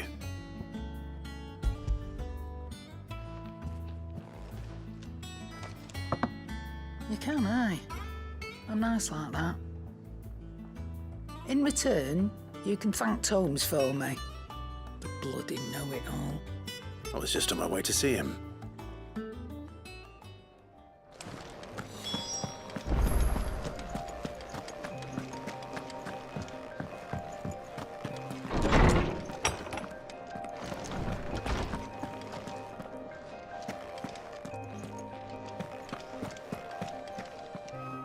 Ah, Clive. Were you able to locate your quarry? We were indeed, Lawsman. You pointed us in exactly the right direction. And Torgal's been a very happy hound ever since. Very good, very good. Lady Karen sends her thanks, by the way, for your part in solving the mystery. Ah. But that reminds me. After your last visit, I found myself pondering Torgal's talents. Do you recall our conversation concerning Lady Jill's role in Torgal's transformation? About how she somehow woke the power within him. Precisely that. A reasonable conclusion, I thought, but one which raised certain questions in my mind. You see, the Fenrir of legend served Shiva and Shiva alone. And while the powers attributed to him are certainly impressive, the records imply they are somewhat different in nature to those you described Torgal as having used. What are you suggesting? That Torgal may be the beneficiary of more than one icon's power. Consider that in addition to Lady Jill, he has served as a loyal companion to you, your brother, and even the late Cid. In short, the icons hitherto near at hand, or should I say at paw, have been diverse and plenty, and that number has only grown as the realm's dominance have fallen to your sword. One can but speculate as to how all of this has affected Torgal. He has seemed more fierce of late. And if I am not mistaken, he will grow fiercer still. We are fortunate indeed to be able to count him amongst our allies and not our adversaries. Oh, he's more than an ally. He's a friend.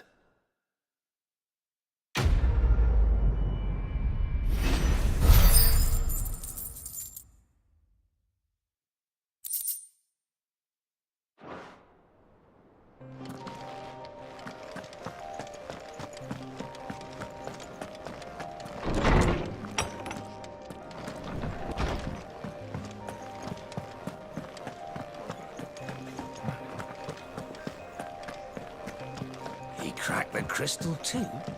You're joking.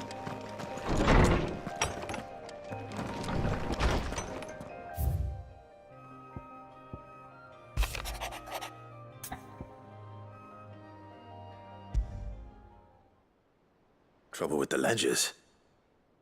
Shouldn't he be asking Otto for help?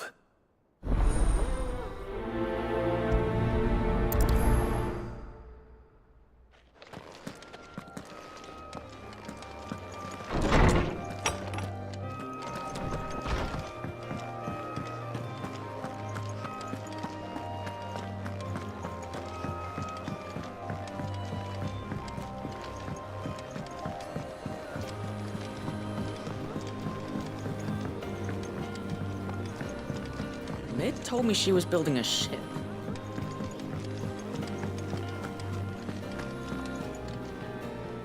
Clive, did you get my letter? That's why I'm here. Shh. Otto won't be listening. Is this better? A little. Listen, I've some bad news. It turns out the hideaway may be slightly behind in its payment to certain lenders, and it may be my fault. But I swear to the goddess, I thought I had the numbers square. Sadly, that square turned out to be more of a circle. Zero, you might say. I can straighten it out, I swear, but it's gonna take some time. And I'm gonna need help keeping it from Otto. Bit late for that, I'd say. There you are! What a surprise! So let me get this straight. You forget to pay our lenders what they're due, and instead of coming straight to me, you get Clive to come to you. And I hope he'll dig you out of the hole you've dug for yourself. Clive, the man in charge of the place you've been cheerfully trying to bankrupt. And you thought this was a cunning plan. Why? Well, who needs paying? Oh, just Martha. And the dame. And, well, Lady Karen. But only 500 talents. We owe 3 of our most trusted friends 5 million gil. Each.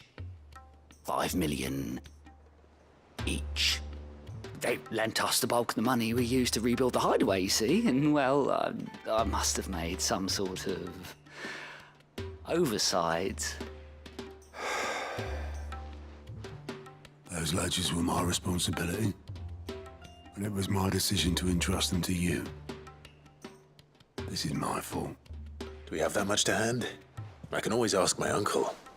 No, we don't. And no, you won't. We've lightened Lord Rosfield's purse enough. After the king's ransom we had off him, he deserves better than to see our begging bowl. Besides, we'll need to learn to stand on our own if we're gonna make this work. All right. But that doesn't mean you have to shoulder the burden yourself. Is there anything I can do to help? There might be. How'd you fancy taking these to Martha and the dame? Rocks. Rocks, he says. Worth 1,000 talents apiece, these are. A little something Sid and I set aside for when times got lean. And I reckon 15 million in overdue debt probably qualifies. I just hope our associates' eyes are a bit more discerning than yours. I'm sure there will be. Should be me making the rounds, really. But you know how it is with this place. Orders to bark, arses to wipe, and all that. I know. Which is why I don't mind going in your place. Go. Do you know why I only gave Master Clive here 2 star rubies? Because you'd rather Lady Karen killed me. Because I'd rather Lady Karen killed you. Yes. Well, I suppose this is goodbye then. Don't worry. I'm sure Karen will understand. Really? Do you think so? No, I don't.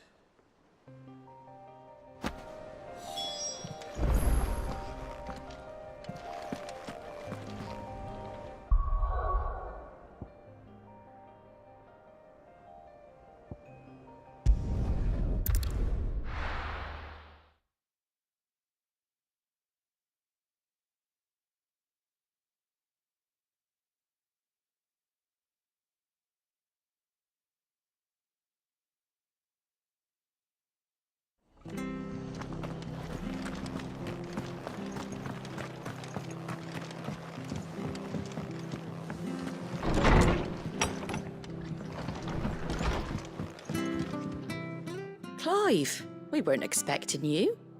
I wasn't expecting to be here, but it seems we still owe you a considerable amount of coin for your help with our rebuilding efforts. And though I doubt it's what you were expecting, we were hoping you'd take this as payment.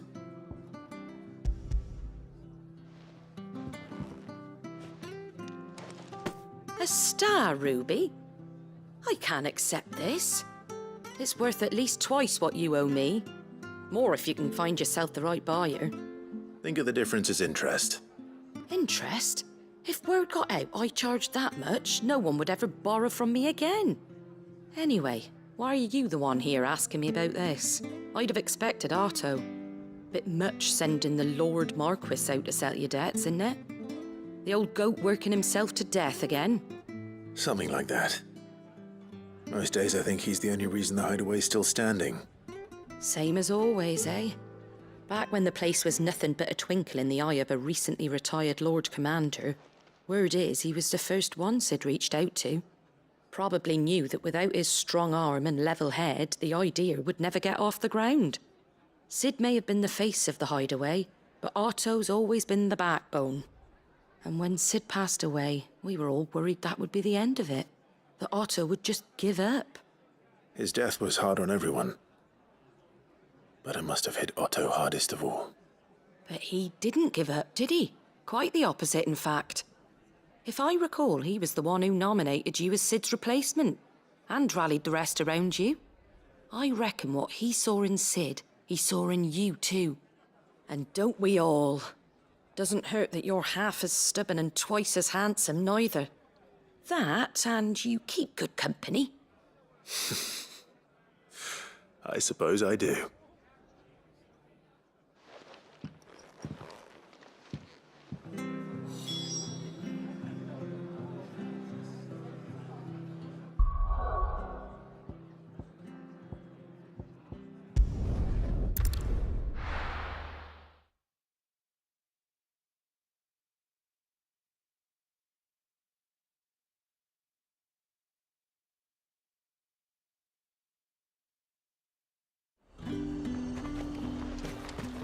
There's talk that the Glassgate flood.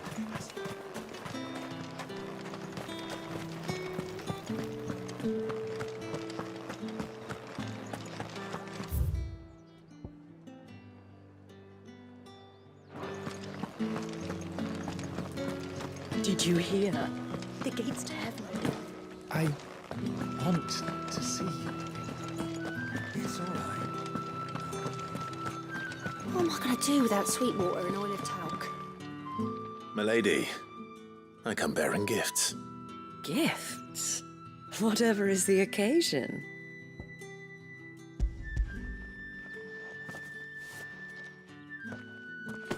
Oh my. Clive, you really have outdone yourself. Otto asked me to give it to you.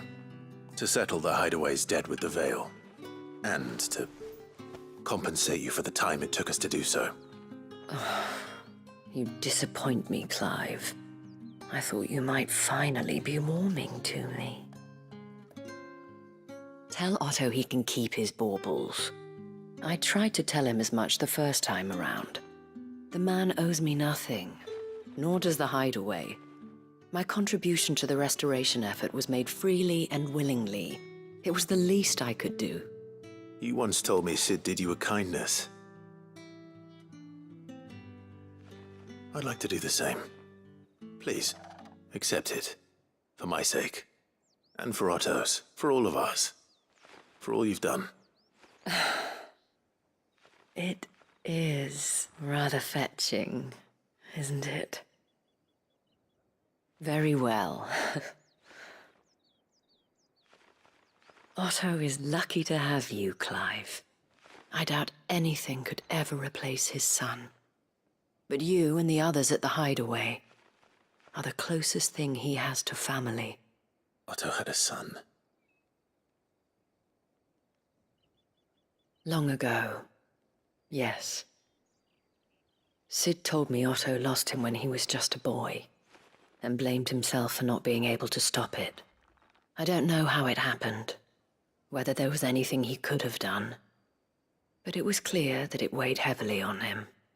I didn't know. How could you have? I doubt anyone did. Besides Sid, I've never met a man more keen to bear his sorrows in stoic silence. An ill habit, given that both have always been surrounded by friends desperate to help them. I'm beginning to see that.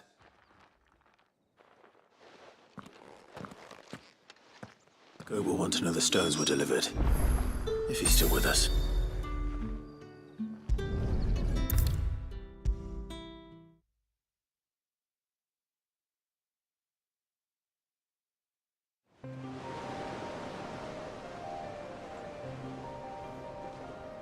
Goat.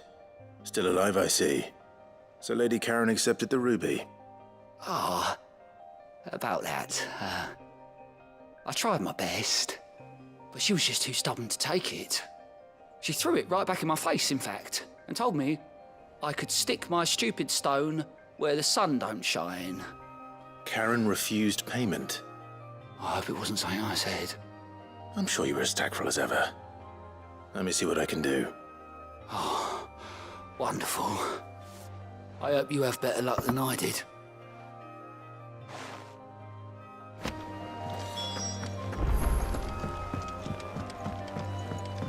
Mid told me she was building a ship. Is that the thing Tomes helped to build?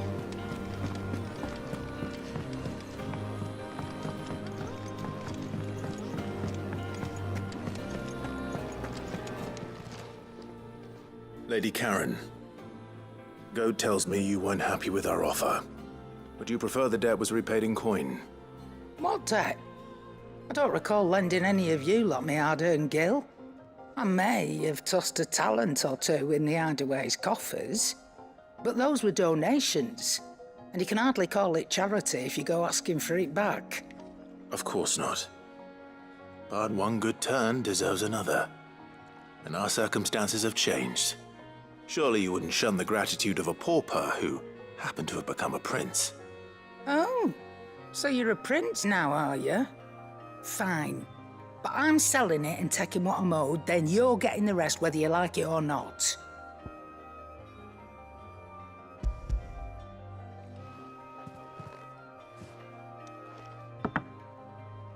Where'd you even get this? A decent trader might nab 1,000 talents for a star ruby. A canny one, meanwhile, might claim it were nicked from the belt of Sid the Outlaw himself and ask twice as much. Might be I already have a buyer in mind. Might be you even know her. A fine continental maid whose beauty's only eclipsed by a guile in commerce. You wouldn't mind, would you? Not at all. Just be sure to tell her that it's always a pleasure doing business.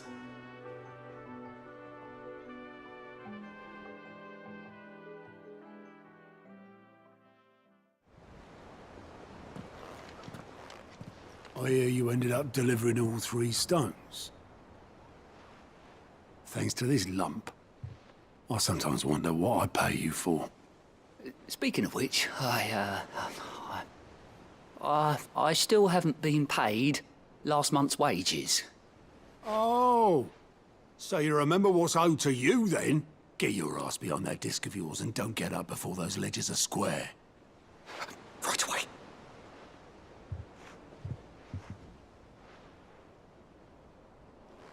I've seen that before. You have, yeah. Plenty of times. It was the only goblet Sid ever used. Either out of habit, or because the filthy sod couldn't be bothered to find a clean one. I knew so little about him. Like most people. Martha and the Dame both seem to have fond memories of him. I bet they do. How long did you know Sid before he... Before he died. 20 summers, give or take. Back in the day, I was a purser on a trade ship, which is where I met him. He bought passage to, forget where. But having nothing better to do on the long nights, We sat up drinking Island rum till the morning bell dragged me back to my duties. Quit my post not long after that, on account of making a fine maiden's belly fat. But me and Sid stayed close, promising we'd one day sail the seas again. That was before fate stepped in and said she was having none of it. The magic woke inside my son soon after his first name day, and there was no hiding his knack. Couldn't you and your family have? My family were the ones who summoned the constable, wanted the monster taken away. I couldn't turn my back on him, forget what I felt, and I couldn't for the life of me understand how they could. Luckily, Sid was of the same mind as me. It was him who stood beside me when all I wanted was to tear the whole world down. Him who cried for me when I had no tears left of my own. Him who swore he'd do everything he could to stop it from happening again. And he was true to his word, too. Left the Royal Army once and for all. His ranks, his ribbons, gone. Just like that. Threw away everything he had. All to right a wrong that no one else had the courage to face. I knew then I'd follow that man to the ends of the earth.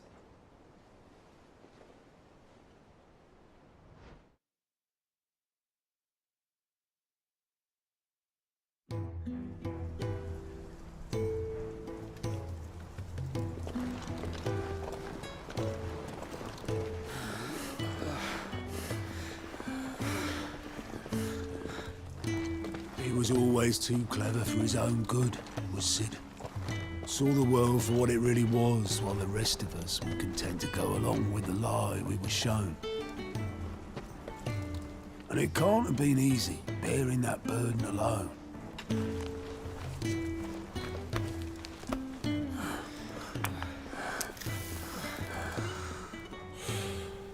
But he didn't let it stop him. He never lost faith in what he believed was right. And that gave us faith in him. Faith he'd steer us true. So I swore to myself that I'd always be right behind him, ready to catch the stubborn sod if ever he should fall.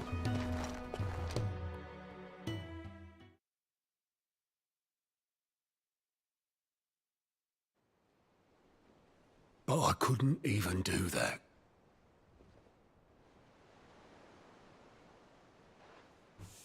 Ignore me. Just the ramblings of a tired old man. Leave that lot. I'll tidy it up in a bit.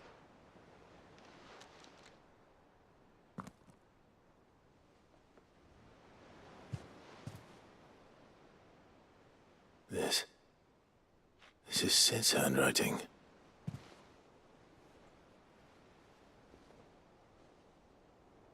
Dear Otto.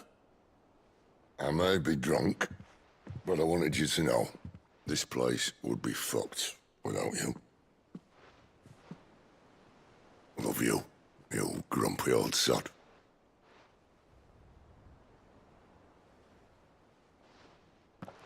This note. Hmm? What about it? Sid was right. Without you, we'd all be lost.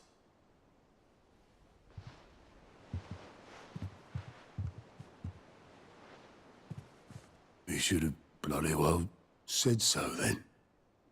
Just once. Before he went. But then, why would he? Him, or anyone? I'd only have told him to piss off.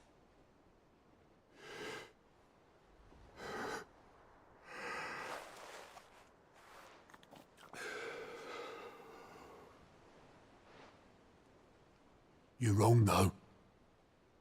Both of you. It was never just me keeping the hideaway afloat.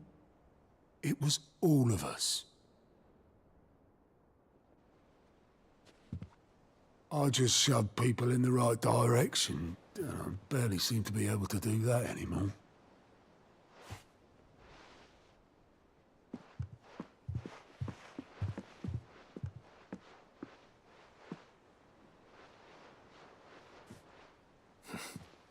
Would you rather goat were at the helm? Well, maybe I've got a few more years left in me.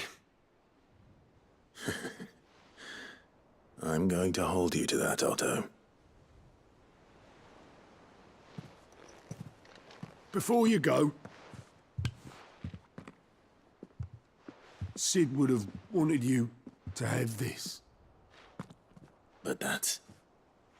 This'll do me just fine.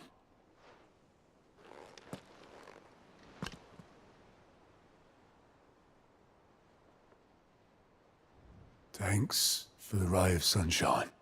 I'll see if I can't pay you back. Already have.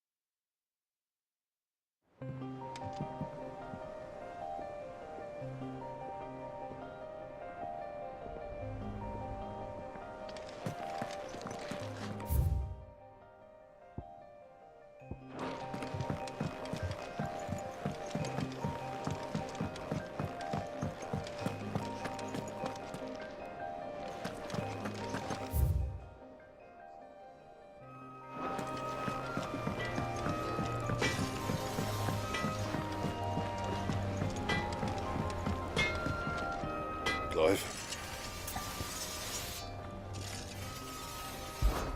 So, what'll it be?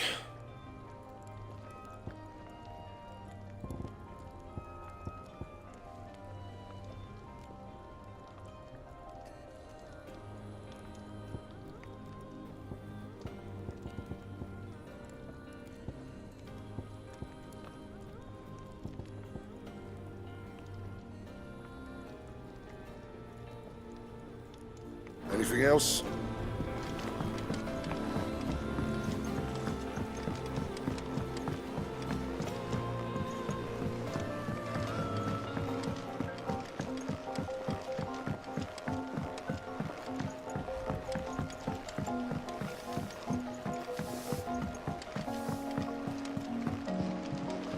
Wish I could take one of our birds for a ride. You will.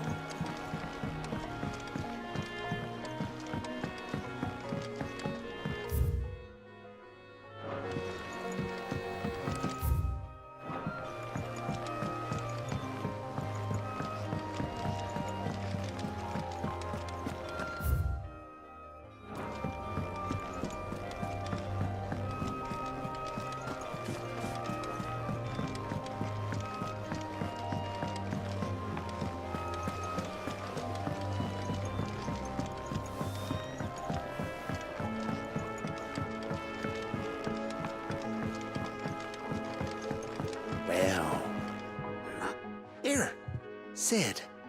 Reckon you might be just the man to help me out of a bit of bother, if you've a mind to. Let's hear it. Well, it's about this alembic the chief's got me making. Lovely bit of kit it is. Bung in a solution you want splitting, and it will separate it out, just like that. Problem is, it won't always get rid of all the impurities. And with some of the stuff we need it for, that ain't good enough. Which is why I've been looking for something to filter the liquid we'll be cooking off. And that's where I was hoping you could help me out.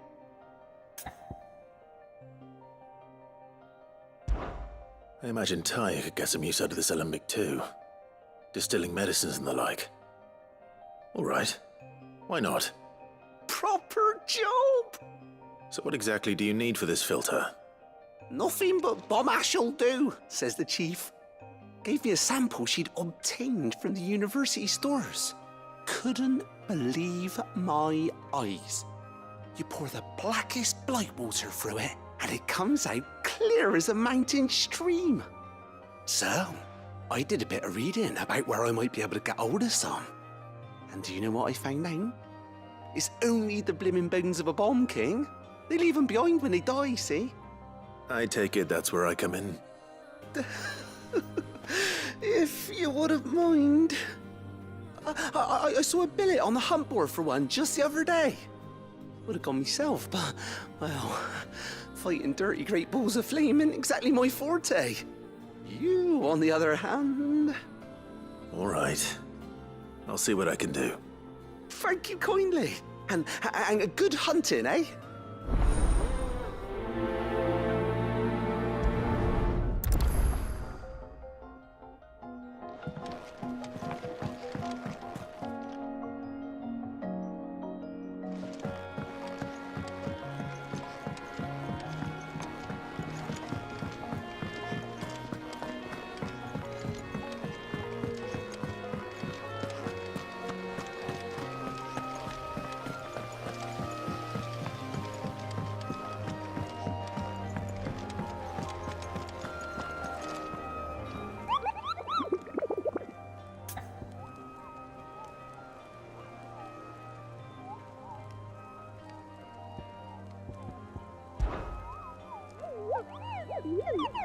You mean the eye?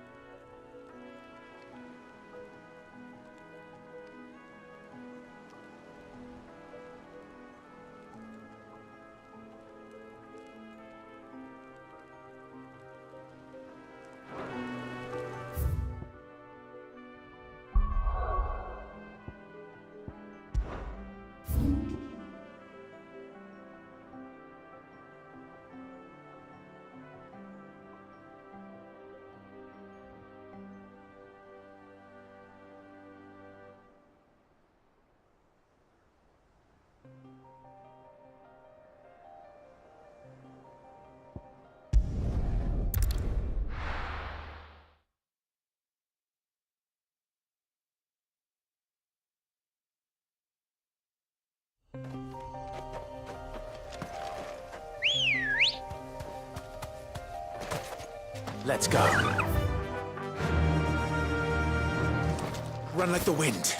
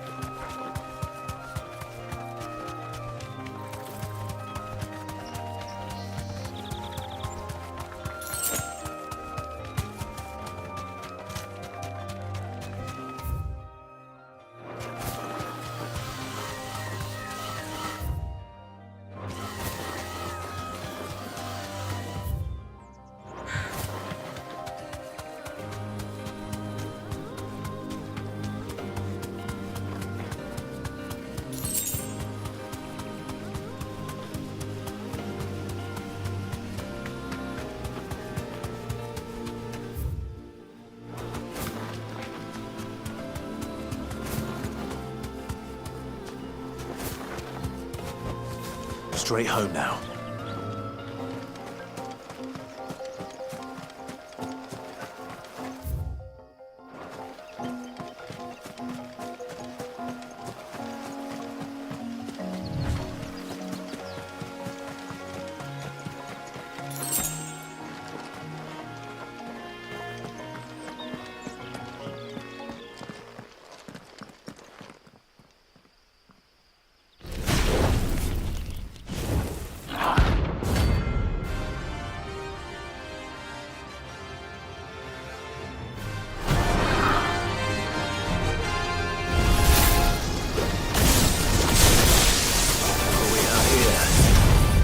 Your Majesty.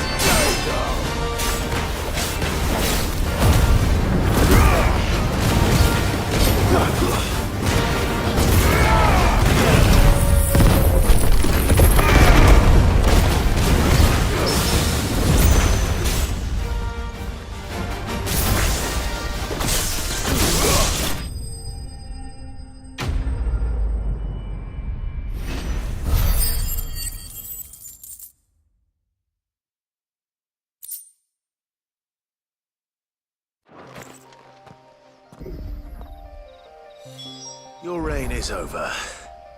Now to collect the ash. I should probably... This looks like the stuff. Let's see if there's any more.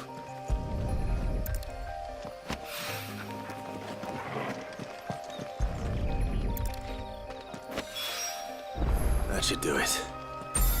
If the wine needs more than this, he can fetch it himself.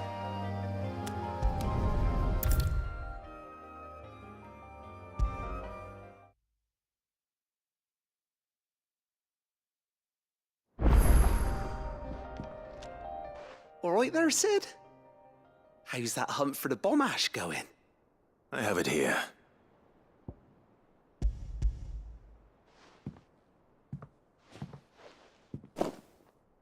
That's the stuff. And plenty of it, too. Enough to keep the Alembic bubbling away for a good old while. You're a gent, Sid. Let nothing say otherwise. Right then, let's get this contraption up and running.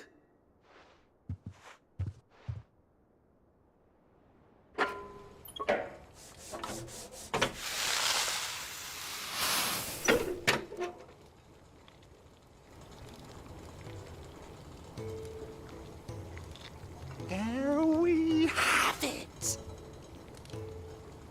The Telemon Alembic. And it works just like the chief said it would. Very impressive. Says the man who cut down a burning boulder. Speaking of which, I still haven't returned the favor. There's no need. The good it will do for the hideaway is reward enough. Don't be silly. Why don't you let me take a look at that bag of yours? The one you keep your potions in. Reckon I could work some magic on that, huh? What kind of magic? Well, we happen to have isolated a substance in our test run of the Alembic that I reckon will make even the toughest leather supple as anything. Thought we might use it to breathe new life into old boots and the like. Save the hideaway a few gil. But I reckon if we slap a bit on your bag, it'll loosen it up enough for you to squeeze in a bottle or two more. Well, it can't hurt to try, I suppose. That's the spirit. Leave it with me. I'll only be a mo.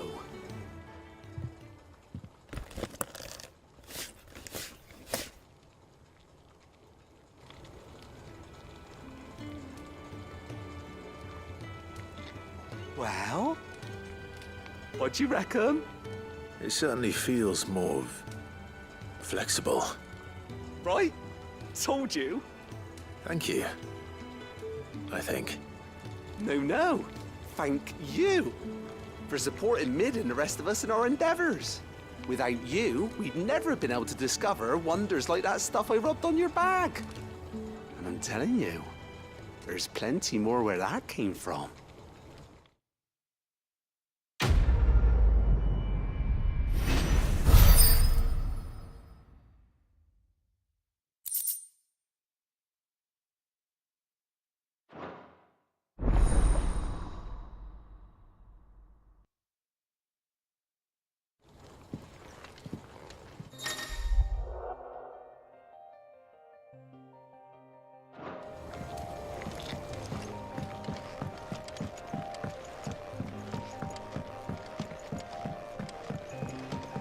Think Mid might need some help tidying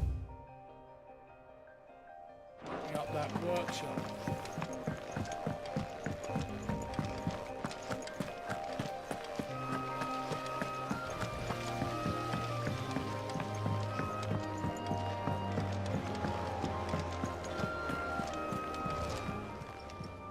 Welcome to the Patron's Whisper. Kuka, when only I don't know how. I wish you would. Your benefactors are a generous lot. All yours. Come again. I may have more for you. Mid told me she was building a ship. Is that the thing Tomes helped?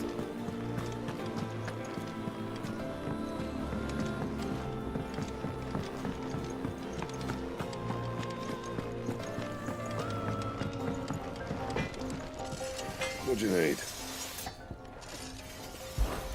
So, what'll it be?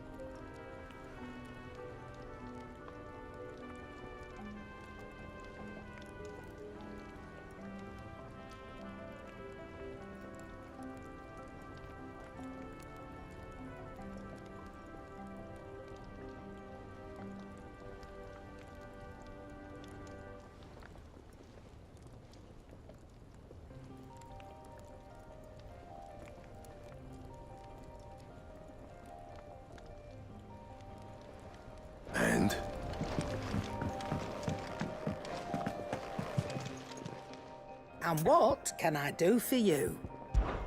It's a relief, thank you.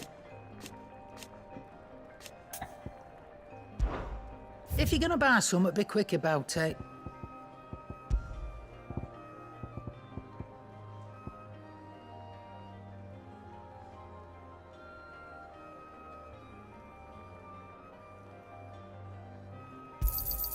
It'd better all be here.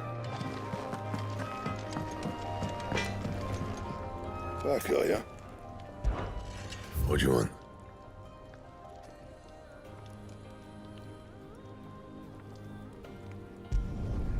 Not bad, if I do say so myself.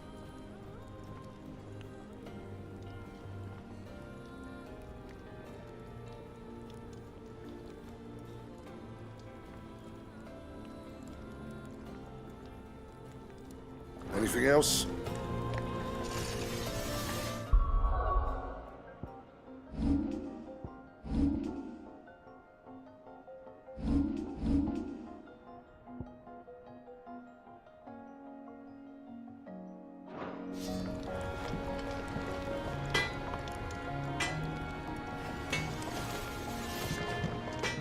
What do you need? I'm saying fortune, dear.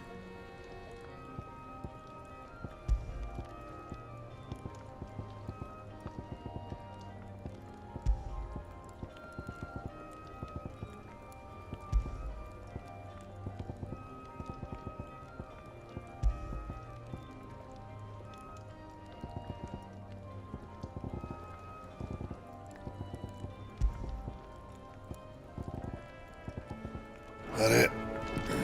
Fine.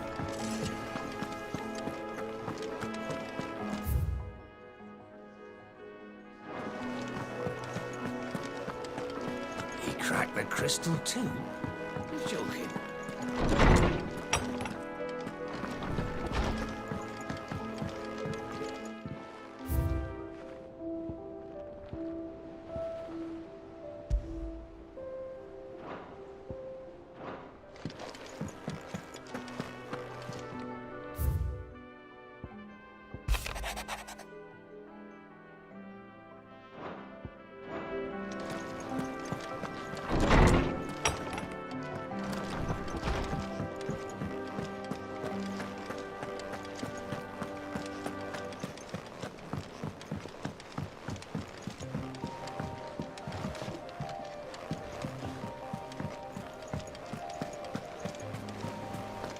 Is that the thing Tomes helped to build? Mid told me she was building a ship.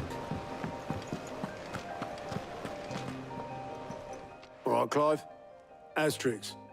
Mid finished sending half the hideaway traipsing across the twins, has she? I swear, that girl'd do anything to put off visiting her old dad's grave. No excuses now, though, eh? Not quite.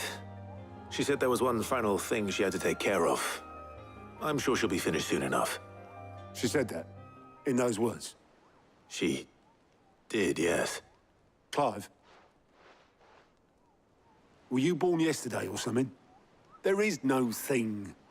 She'll probably be halfway to Canva by now. Mid. I might still be able to catch her.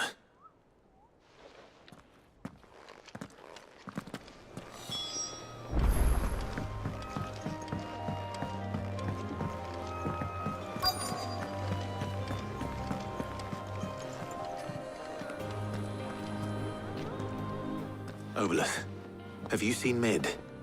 Yep. In a boat, going that way. Then I'm too late. You in a hurry and all, are you? I offered to take her across, but she wouldn't wait. Just paid for a dinghy and rowed off. Oars going like the clappers. Got some life in her, ain't she? But anyway, I was on my way up to see you, as it happens. Got a letter for you. Urgent, by the sound of it. One of your uncle's men said I was to hand it to you in person, post-bleeding haste. And you're here now. Thank you, Obolus. Don't mention it. What tidings, Uncle?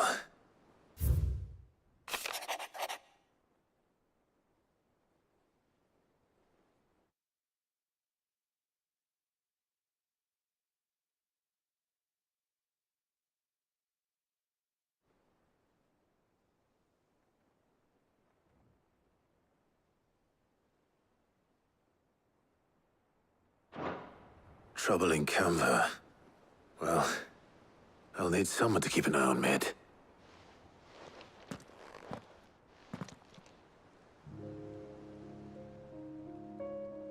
So what? Mid got us to do all the dirty work and then just sailed off into the sunset? It, seems that way. Well, nothing we can do about it now. But next time you plan on visiting Sid, you might want to tie her to something before you suggest it. Ah, don't be so hard on her. Gotta admit, the dirty work was kind of fun. Everyone pitching in, all that bollocks. Just like when we built this place. You're right. Anyway, we all set to head to the old hideaway. I could do with getting to Canva pretty sharpish. Wouldn't do to keep Lord Rosfield of the Seven High Houses waiting now, would it? Not after he asked for me personally. Gav will be leaving with me. Will you mind the place while we're gone? You can count on me. Just be sure to give Sid and the others my regards. All right. Oh, by the way, Jill will be joining us too. She's got some things to take care of, but she'll meet us there. I hope she's telling the truth at least.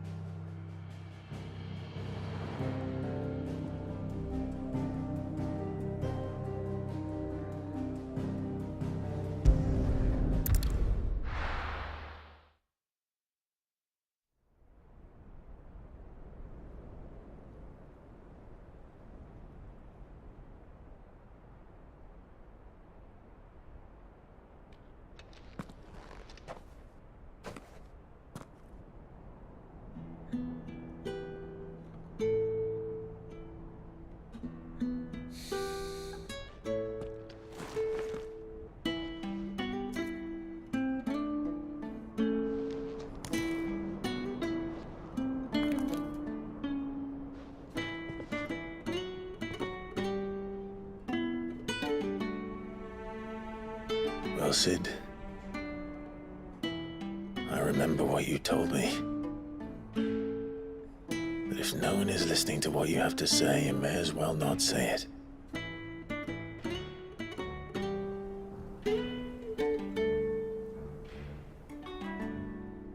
But I will say this, old friend. Hugo Kuka is gone. His shadow looms over us no longer.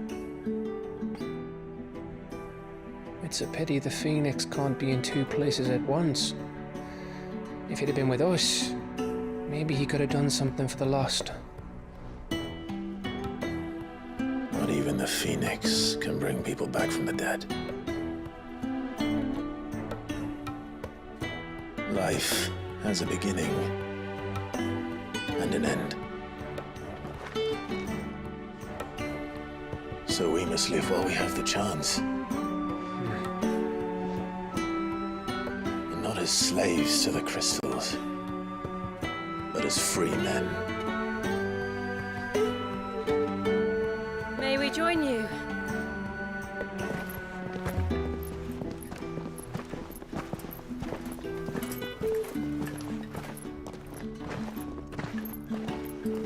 Lady Karen, what a pleasant surprise. I thought I'd drop by and see how you were all doing before heading off to restock my supplies.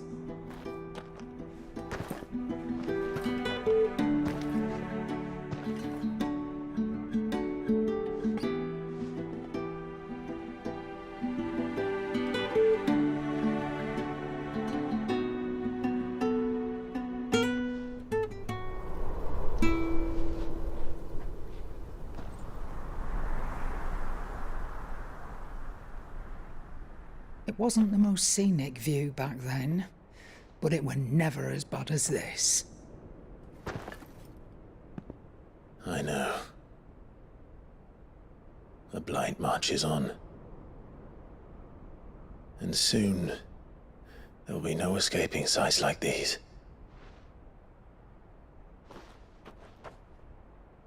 So our mission remains unchanged. We cannot stop until every Mother Crystal is gone, and their thirst for ether with them. The only one that remains in Storm is Drake's Tail in the Crystalline Dominion. Our next target. We're going to Twinside. It's the capital of the Empire these days. I wouldn't like to think how tightly guarded they've got the place. Not that that'll stop you, but we do well to scout it out before you go charging in. We would indeed. If you're off to the Dominion, you can take this great lump with you. Goods.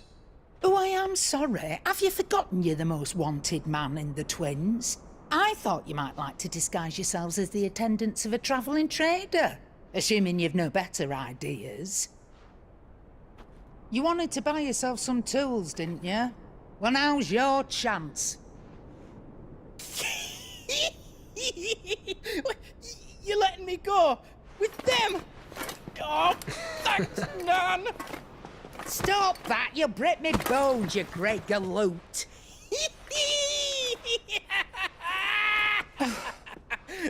There's a caravan that runs back and forth between the Dominion and the Bocklad markets. It's managed by the Merchants Guild. Just show them Goots' traders pass and you'll be on your way. It'll be a damn sight less risky than footing it the length of the Crystal Road. That's for sure. Thank you, Karen. And glad to have you with us, Goots. Okay then. I'll get me things and I'll meet yous there. See yous down in Bocklad. Get off! Me poor fingers! Jill, you're with me. Understood. And Gav, Already on my way, Captain. be careful. Aren't I always?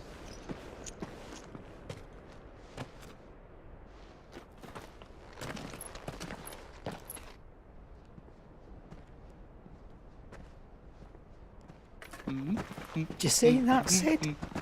Your protege's making a proper little outlaw of himself.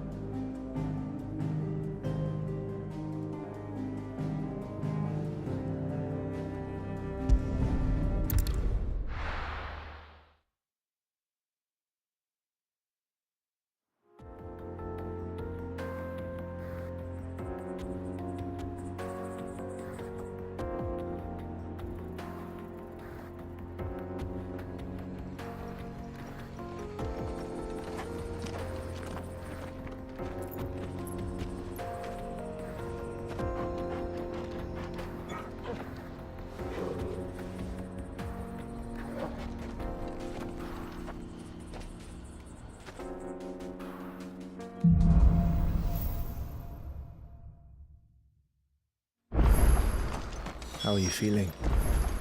Better. Thanks to Taya. I'm glad to hear it. And Torgal helped too. The new boy.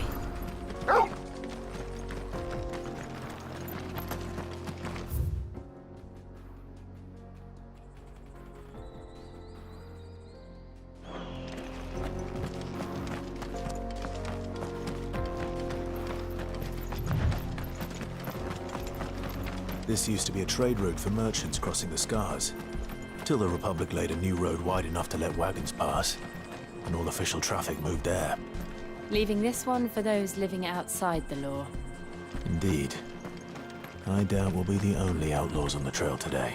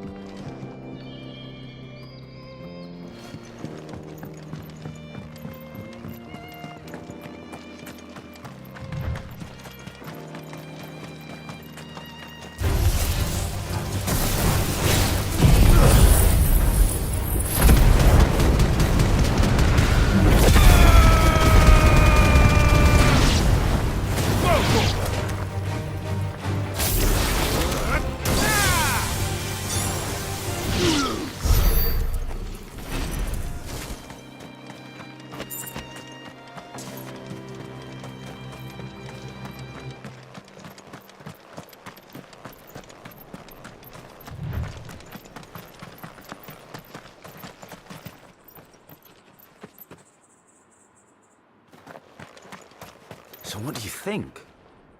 Really? It's as bad as that? Oh, aye. There's trouble up ahead. And too much of it for us to handle. I take it there's danger on the road. Oh, what about this fearsome-looking fellow? You think he'd be equal to the task? Oh, no doubt. Assuming he's willing to hear us out. Well met, friend.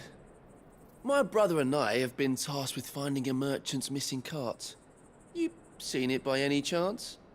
How does a merchant misplace his cart? Oh, the man's a coward.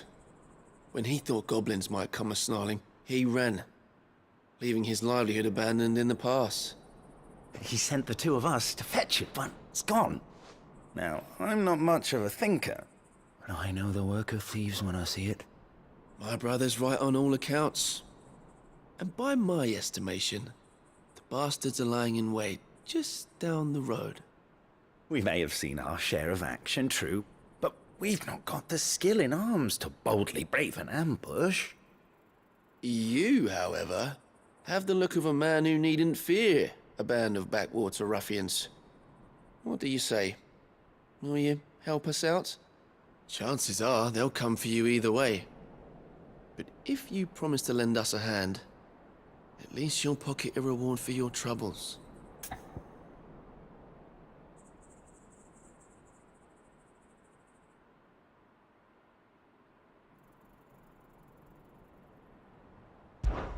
Well, if I'm going to have to deal with them anyway. You've clearly got a fine head on those broad shoulders. We're lucky you came along. Now, hoping to make a heavy purse in Boklad, our merchant friend loaded his cart with as much as it would carry. Reckon he won't be forking over the rest of our fee if we don't find those goods. So, while you're seeing to those bandits, you keep your eyes open. All right. Just don't expect me to drag the cart out of there myself. No. You can leave the cart to us. You just put an end to those bandits and point us in the right direction. You do that, we'll take care of the rest.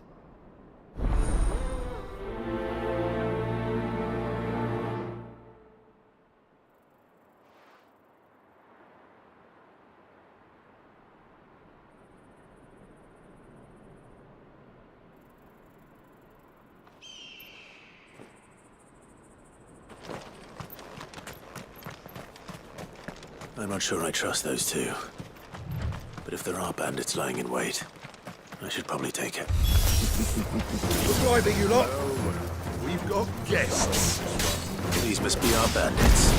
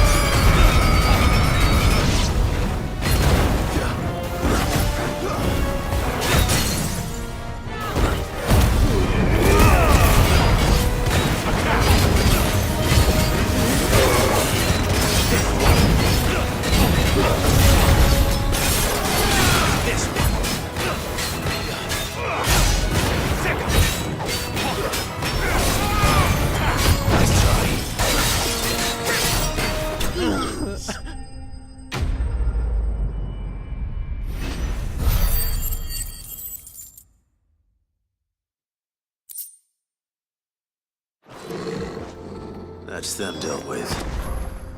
Now, where's that cart?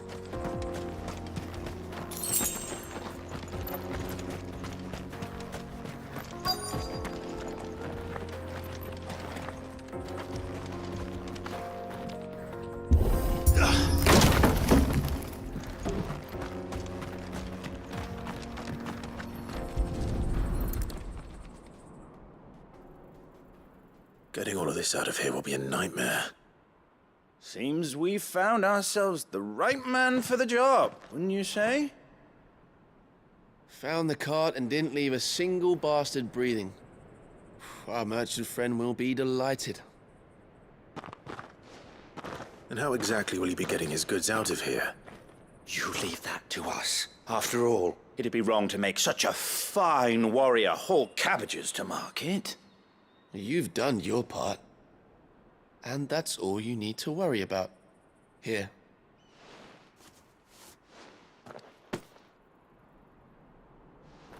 It's been a pleasure. Now piss off. There's no need to be so rude, brother. What if we want his help again next time?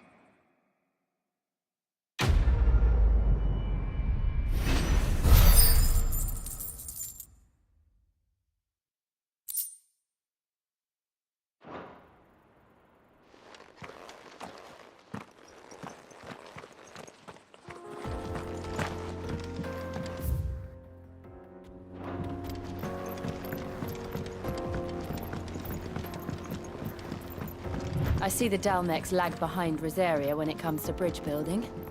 The fallen ruin should hold, at least. The path continues on the other side.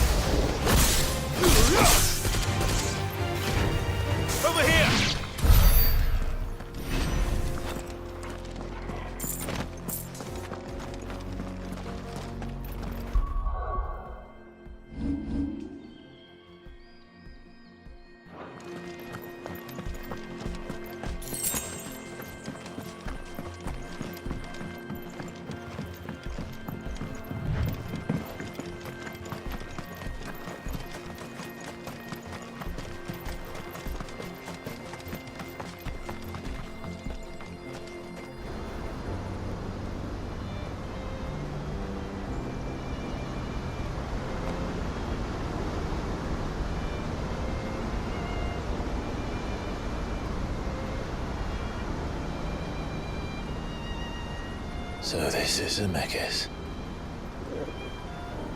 The land of the gods. It's even more impressive than I imagined. I remember being captivated by the story as a child. Long, long ago, man was overcome by avarice and challenged the gods in a bid to win their power. The final battle took place here, at these falls. Or so the legend goes. If anyone ever manages to plumb those depths, perhaps we'll learn if there's any truth to the tale. That the gods emerged victorious and punished man for his defiance by visiting upon him 2 curses. Dominants and bearers. To tell the truth, I always thought it strange that the dominants and their icons were deemed a curse. Back home, the dominant inherited the throne. They were admired and exalted, not spurned. Whenever I got to that part of the story, I always assumed there must be something I'd misunderstood. You had a lot of storybooks, didn't you? In your room, I mean. When we were young. The old legends were always my favorites. Epic battles between gods and men. Father encouraged me to read as much as I could. He thought it good for my education. You really were a boy like any other, weren't you?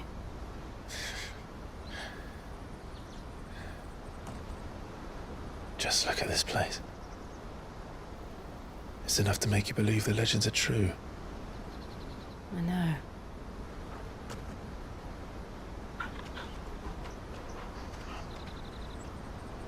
We're not far from Boklad. The road will be busier up ahead. And we'll have to keep our wits about us.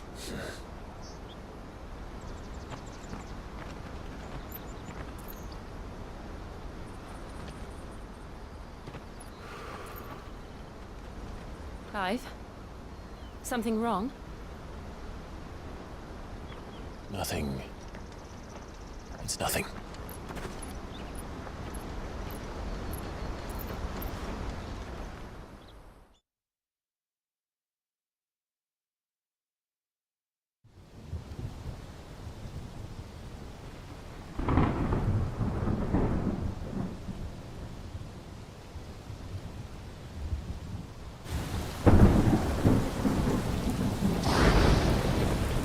I see the reports are true, Father. You have surrendered the throne to Olivier. I have.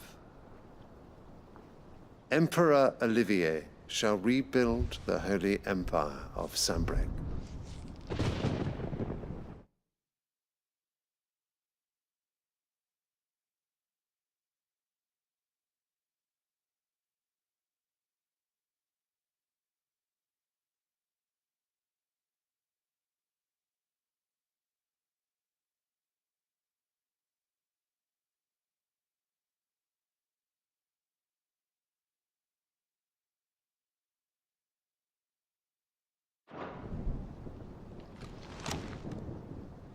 How is he to rule an empire? He is but a boy. I shall advise him until he comes of age. Father, please. Or for as long as I am able. The empire we seek to build needs young blood to rule it, and I can think of none better suited to the task.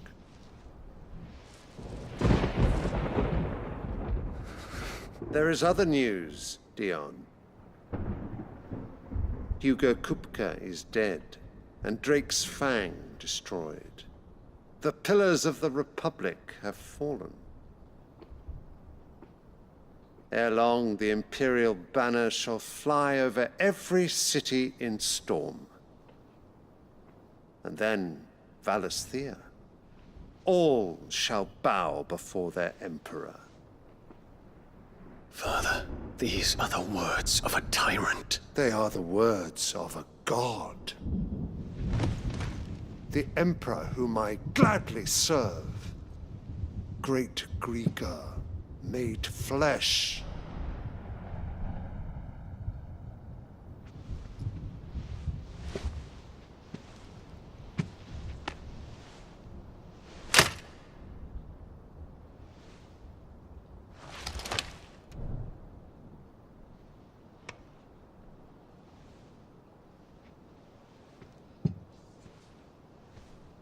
Return to your camp, Dion, and ready your forces.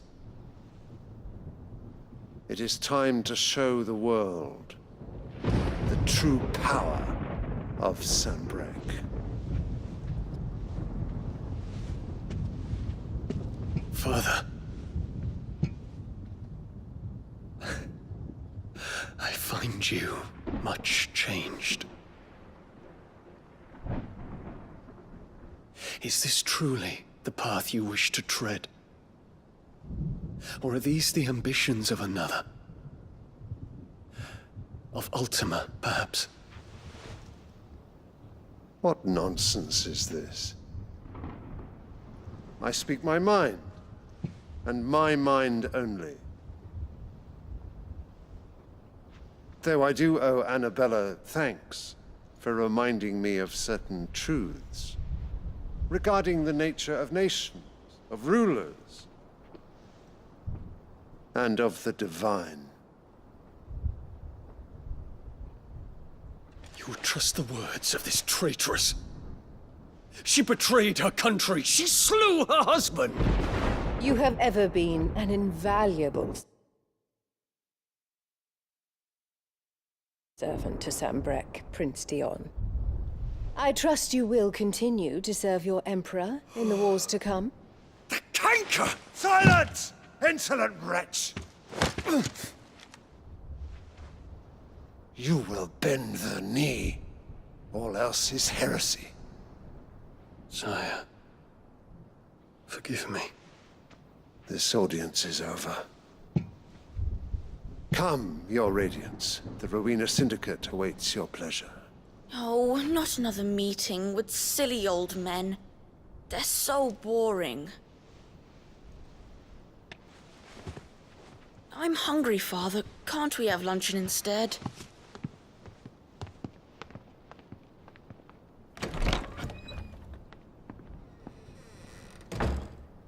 Does it pain you that you will not inherit your father's throne? I have suffered worse.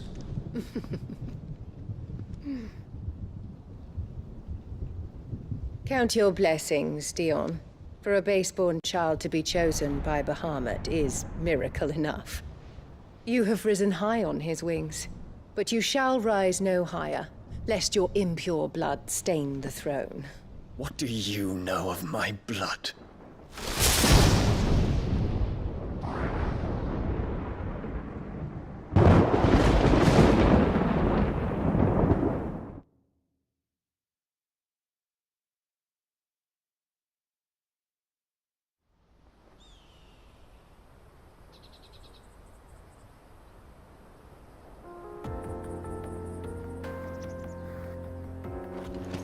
The Boklab markets are to the north.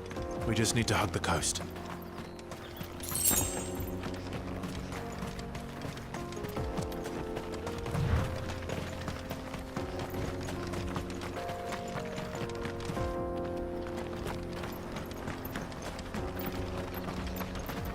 Infiltrating the Dominion won't be easy with the Imperials on high alert. No. His Radiance has lost one capital already. We can be sure Sylvester will do everything in his power to hold on to Twinside. His troops are well-trained and increasingly battle-hardened. But it's not as if we can wait for the siege to end.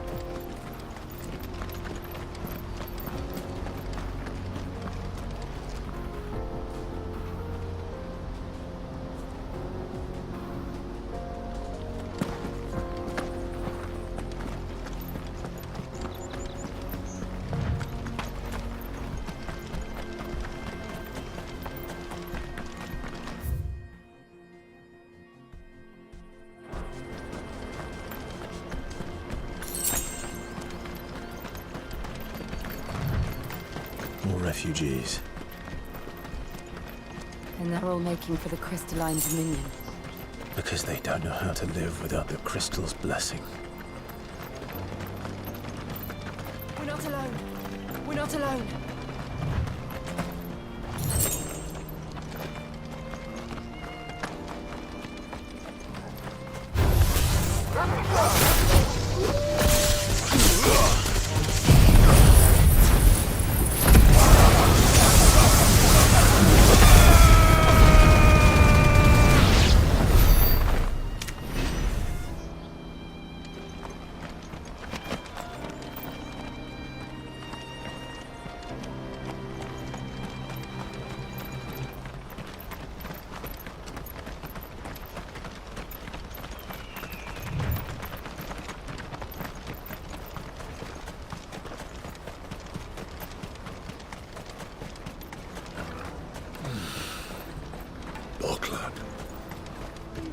There are no crystals here.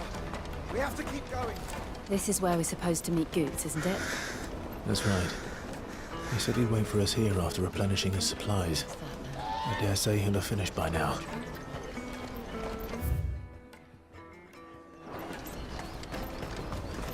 Water for hire. Best service at the best price. Let me carry your goods. I'm cheap. And none. Steve, let me. Out of my sight, Rick. Well met.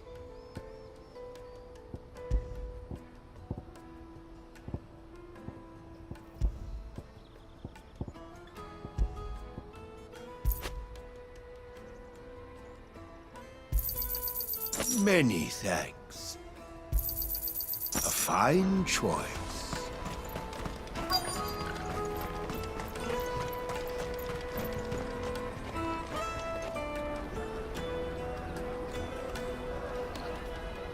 Wonders from across the water. Come one, come all. Feast your eyes. Good sir, can I interest you in...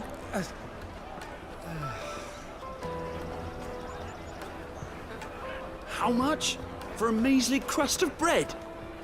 You won't find any cheaper. Not nowadays. But you're more than welcome to look.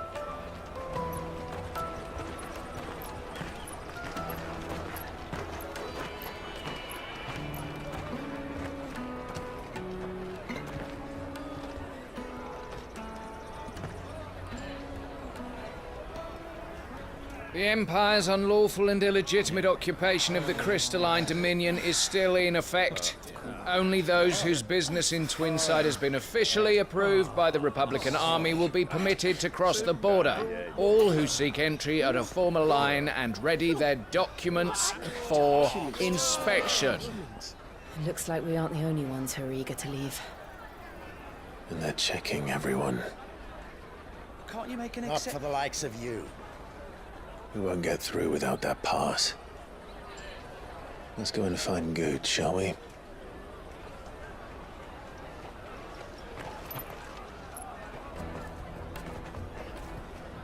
He must be around here somewhere. My peaches! They're sweet as nectar!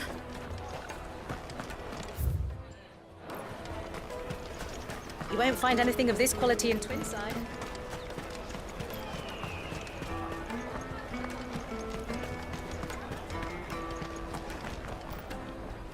Ah, good.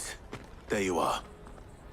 Clive, I'm so sorry. Don't tell Nan, will you? Slow down, Goods. Just tell us what happened. It's me trader's pass. It's gone. We cannot ride the caravan without it. We won't even be able to get through the flipping checkpoint. Do you remember when you last saw it? It was in my pocket a minute ago. Then a bairn bumped into me and... Yeah. You don't think that they might have nicked it, do you? It wouldn't surprise me. A busy market like this is prime territory for pickpockets. So, to get the pass back, we need to find this child. Where would we even start? I know where! I've got a pal in Bock lad who might be able to help us.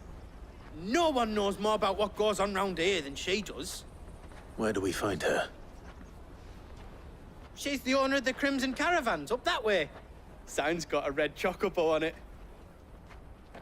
No time like the present. You two go on ahead. I'm gonna check the rest of my stuff, make sure naught else is missing. Right. We'll meet you there. Let's keep an eye out for this red chocobo, then. And the other on our purses. Next to the checkpoint.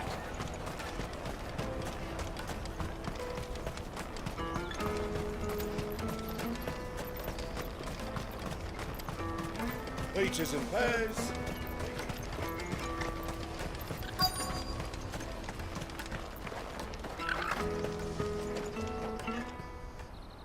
Looking to hire a coach?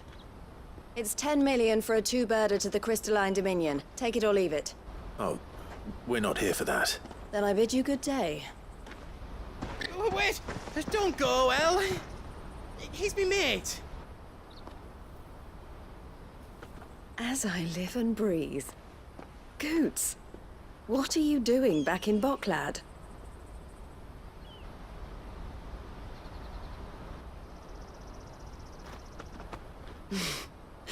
I gather Lady Karen didn't send you.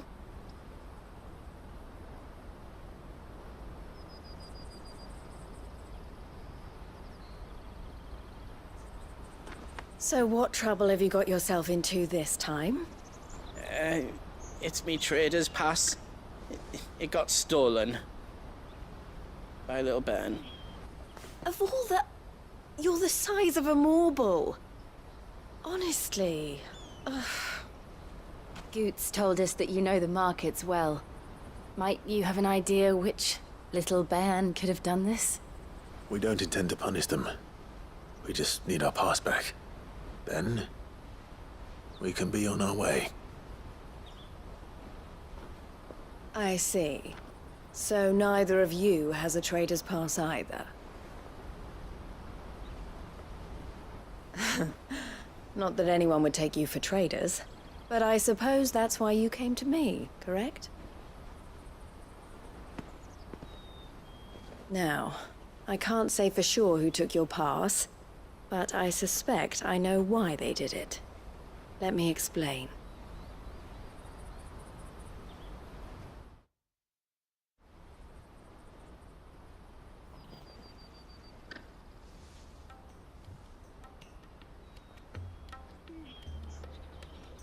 Ever since the Fist marched on the Dominion, the Republic has been clamping down on any commerce that might aid the Empire more than it does us.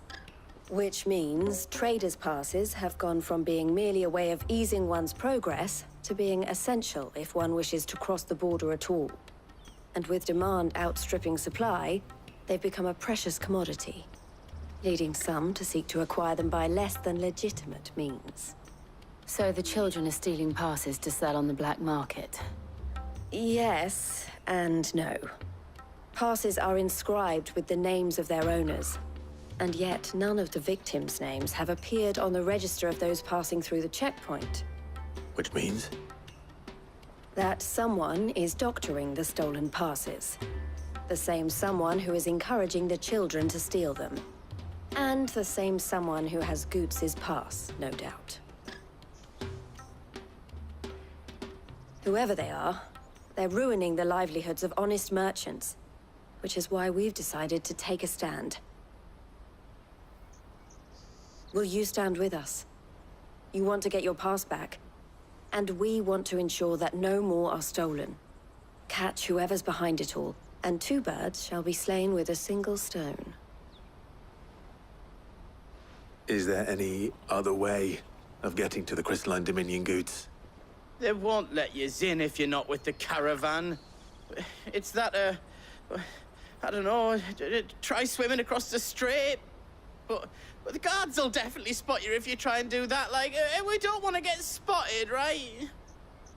So either we find the people who took the pass, or give up all hope of entering the Dominion. All right. We'll help. Thank you kindly. But I don't know your name. Eloise at your service. Clive. A pleasure doing business with you, Clive.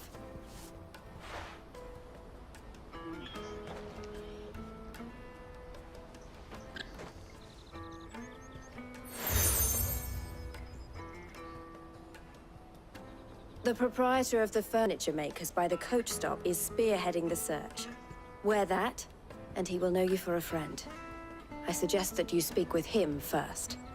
The furniture makers. Understood.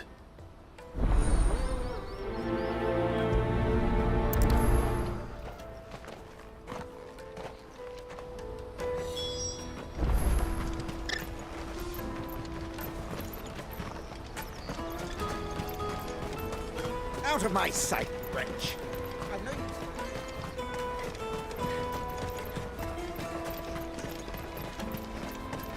Come on! Jug of snake spit for the road? The caravan stops next to the checkpoint. Are you the furniture maker? Looking for something in particular? Ah, Eloise collared you too, eh? Then I expect you want to know more. She told me you were leading the hunt for the pickpockets. What have you learned? For one, that they're targeting the traders carrying the biggest packs. Harder to watch your back, see? And less chance of the mark giving chase if they're spotted. Not that they'd be likely to catch them. Those imps know every inch of this warren like the backs of their hands. Their eyes must have lit up when they saw Goots. The fishmonger round by the gate's been trying to track down the children involved. You should go and have a word with her. Thank you. We will.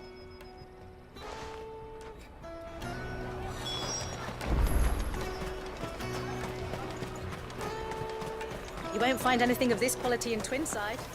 You should come with me to the Dominion. Life... Fish for sale! Fresh sorted and smoked! Can I interest you? Ah, sorry. Message from Eloise, is it? She's asked me to help her. To help you find the pickpockets. Is that so? Suppose I better tell you what I know, then. For one, this isn't a family operation. All the traders say the children who stole their passes were dirty, dressed in rags. Street urchins, by the sound of it. We get a lot around here. Orphans from the wars. A few, perhaps. You saw the refugees gathered by the entranceway? They're all looking for a new start in the Dominion and beyond. Some of them take it as an opportunity to rid themselves of unwanted baggage. The shame of it. Whoever's behind this would have to have made themselves known to the children at some point. And so should we. You should start with the children around here, then. I doubt they're the ones involved, but they might have heard something. It's worth a try. All right, then. Questioning children. How hard can that be? You won't find anything of this quality in Twinside.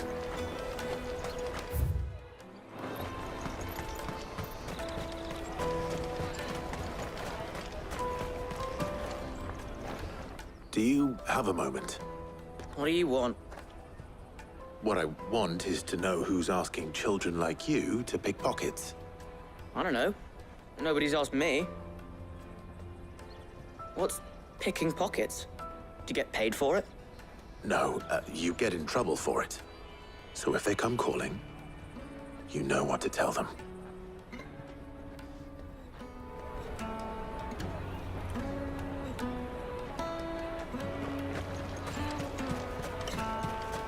Jug of snake spit. Excuse me? What do you want? I don't have any money. It's all right. We're not going to hurt you. We just want to talk. What about? We've heard that some very bad people are making children like you steal from travelers. We need to know who's behind it so we can stop them. I don't know much about it, really. But my friend, Honza, he said he got a job doing something dangerous. Sounds promising. We need to find him and ask. Do you know where your friend might be? He's usually by the tents outside town. Thank you. You've been very helpful.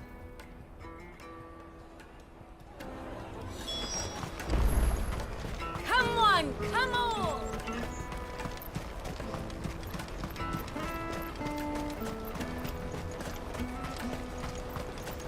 Let me carry your goods. I'm cheap.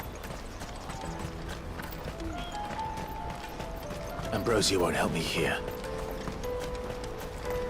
That's that then. She must have meant the refugee camp. Let's hope he's still nearby. I'm hungry.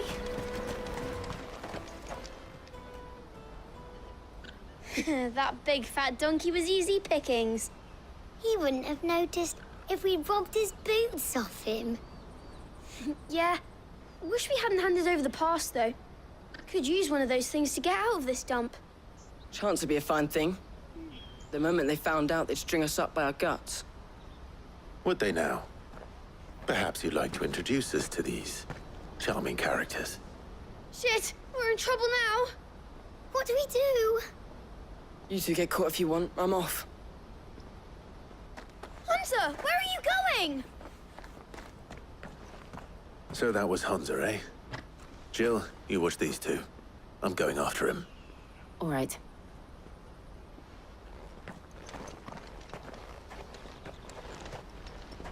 He can't have gone far. I need to find him before his employers do. Daddy! I'm hungry.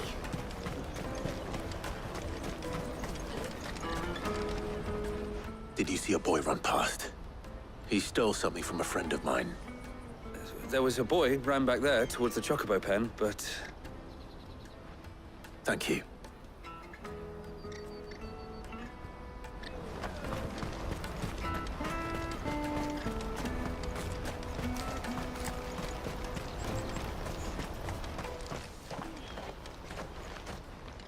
Oh, shit. Cornered. It's all right, Hunter. I'm not going to hurt you. I just want to ask you some questions. Fine. Not like I've got a choice. I'm looking for the people who are making you steal for them. Who are they? Called themselves the Carstones. They said they'd give me a good gill if I did what they told me. I knew they were bad, but bread doesn't come for free. Didn't come at all half the time, before I started buzzing for them. You know, if I didn't do it, they'd just pick on someone else. Someone they could push around easier. Honza. You found him then? Jill. Where are the other two? Eloise is watching over them. She sent Goots and I to look for you. You're... him! I haven't got your pass anymore, if that's what you're after. I gave it to the Carstones. Whatever you do to me, I can't get it back. Not that I go against them anyway. If it weren't for their gill, me and my mates would have starved.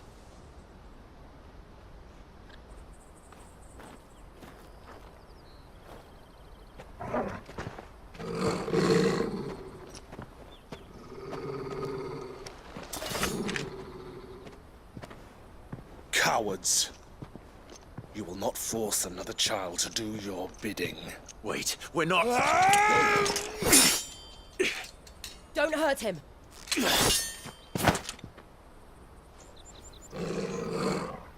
You're making a mistake.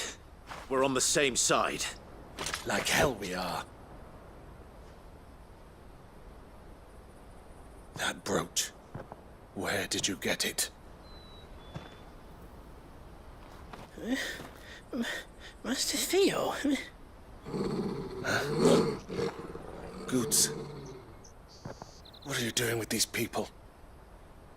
Unless you're the ones my sister was talking about. Your sister?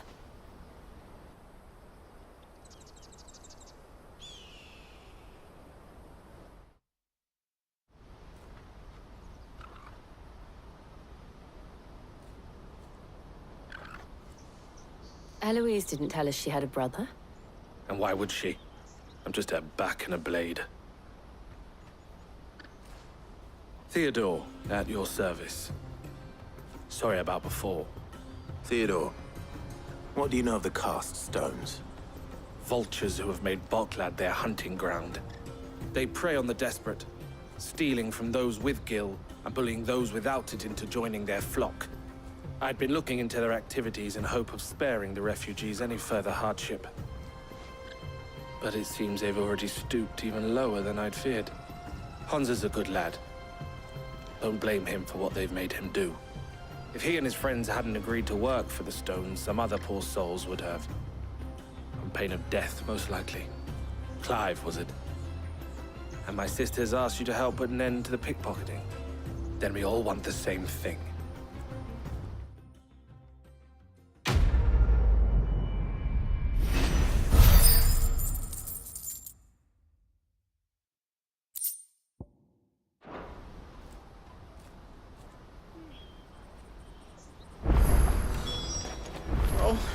Where is it?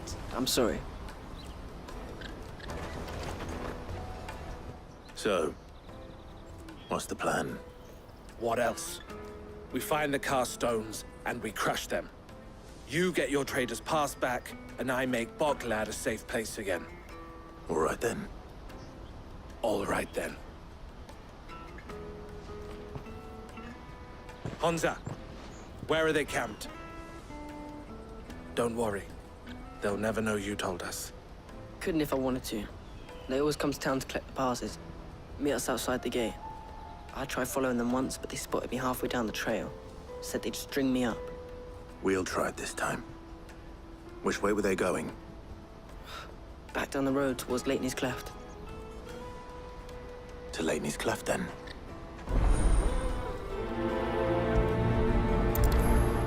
Lateney's Cleft is to the south, past the camp.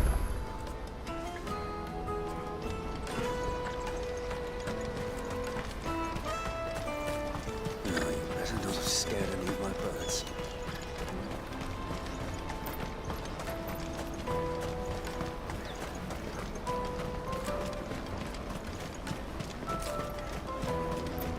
There are no crystals here.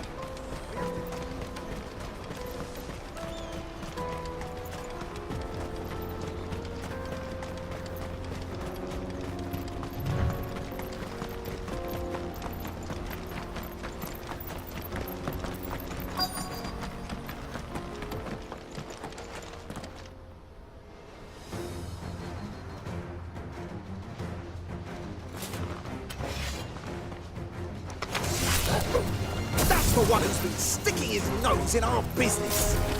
You should have minded your own.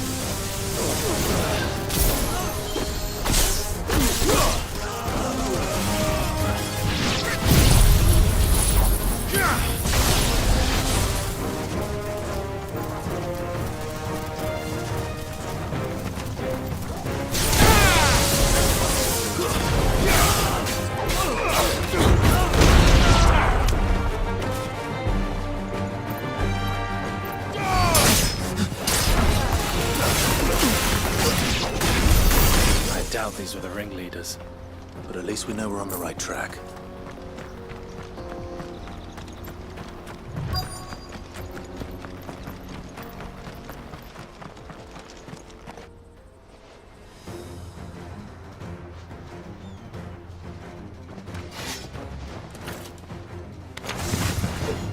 We got company!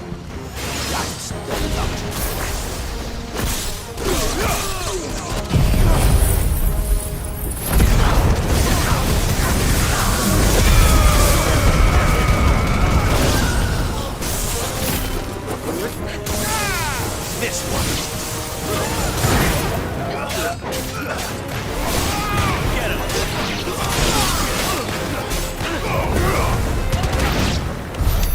More foot soldiers. Fewer now.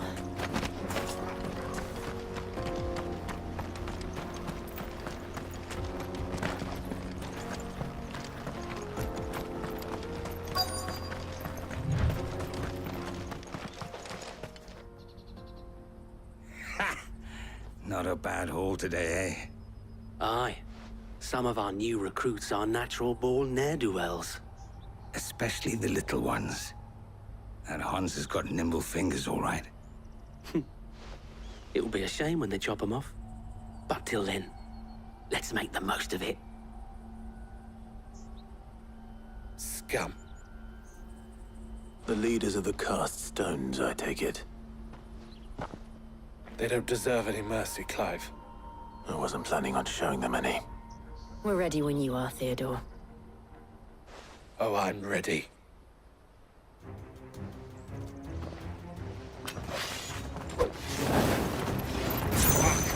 It's that guard from Bokland. Kill him! Kill them all!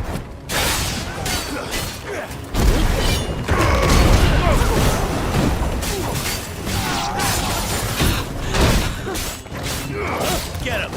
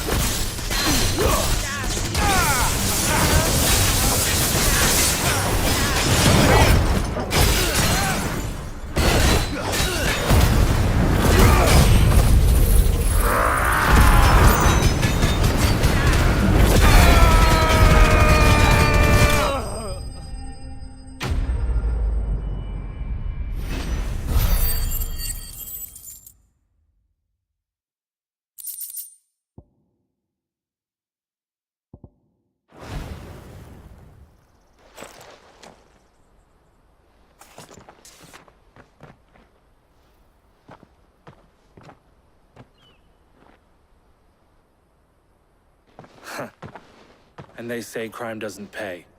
Gold chains, rings, purses. And traders' passes. Dozens of them. Have the names been changed? Not yet. I recognize some of them. No doubt Goots's is somewhere among them. Now I just need to sort through it all and return everything to the people it was taken from. We should go and give Eloise the good news. Can we leave things here in your hands, Theodore? Of course. Oh, and, be sure to tell her of the part I played, won't you? We'll be glad to.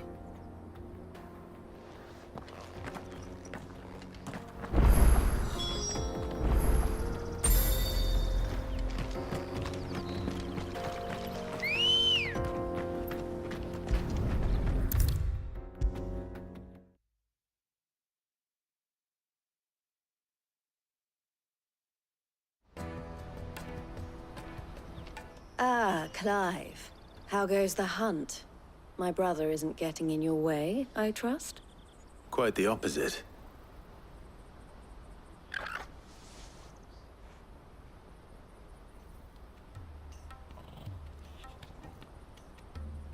So it was the cast stones who were behind it all. Theo told me he'd been on their trail. And their demise solves 3 problems at a stroke. That of the pickpockets, the bandits pulling their strings, and the passes they were stealing. I only hope yours is among the items you recovered. Only time and Theo's return will tell.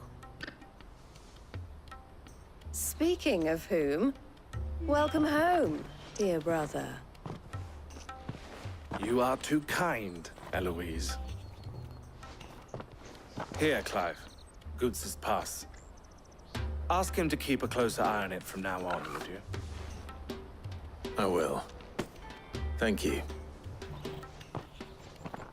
El, I've asked our boys to carry the rest of the goods back. Can I count on your help in sorting through it all? Of course. I'll make some space in the storeroom.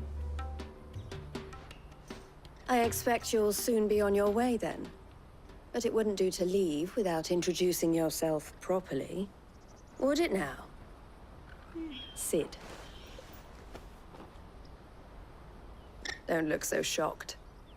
We're on the same side. I don't understand. As you now know all too well, we at the Crimson Caravans are always happy to help those in need. For a small fee, we will move anything that needs moving. Be that goods to market, or bearers away from it. I was the first my sister helped escape. If it wasn't for her, I'd have been branded as a boy. I had no idea. It just so happens that we are seeking to expand our operation. And who better to join forces with than the leader in the field? Wouldn't you agree, Theo? I would. It seems our purpose is the same in more ways than one. So what would you say to working together again? It would be our pleasure. And our honor. The honor is ours. Here, Clive. This is for you.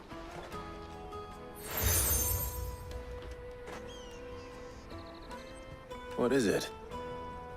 El has friends in high places, while I have associates in, lower ones. That mark is proof that you're a friend to us both.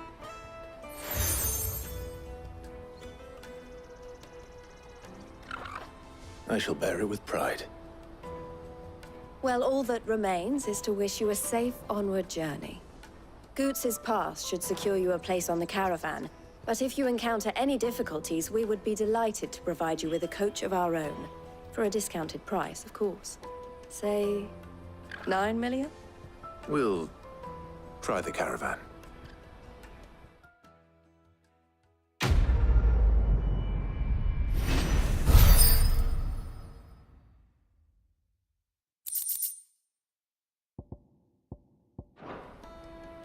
Right then. Let's get this back to Goots. And then it's on to the Dominion. Out of my...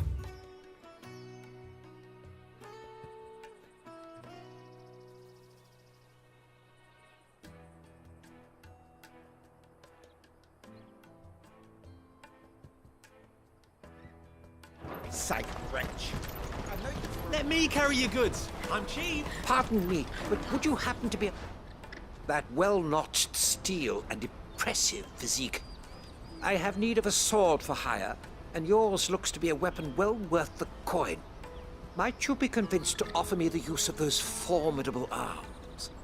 How exactly do you intend to use them? Well, being something of a scholar of Zemeckis history, I wish to investigate the ruins near the city. And I require a rugged companion, lest I find myself waylaid by ne'er-do-wells or the beasts said to roam the area. Should you accept, you will not only earn yourself material wealth, but partake of the true treasure that awaits us there. The rich and storied history of Zemeckis. Well, will you ever party to a finer proposition?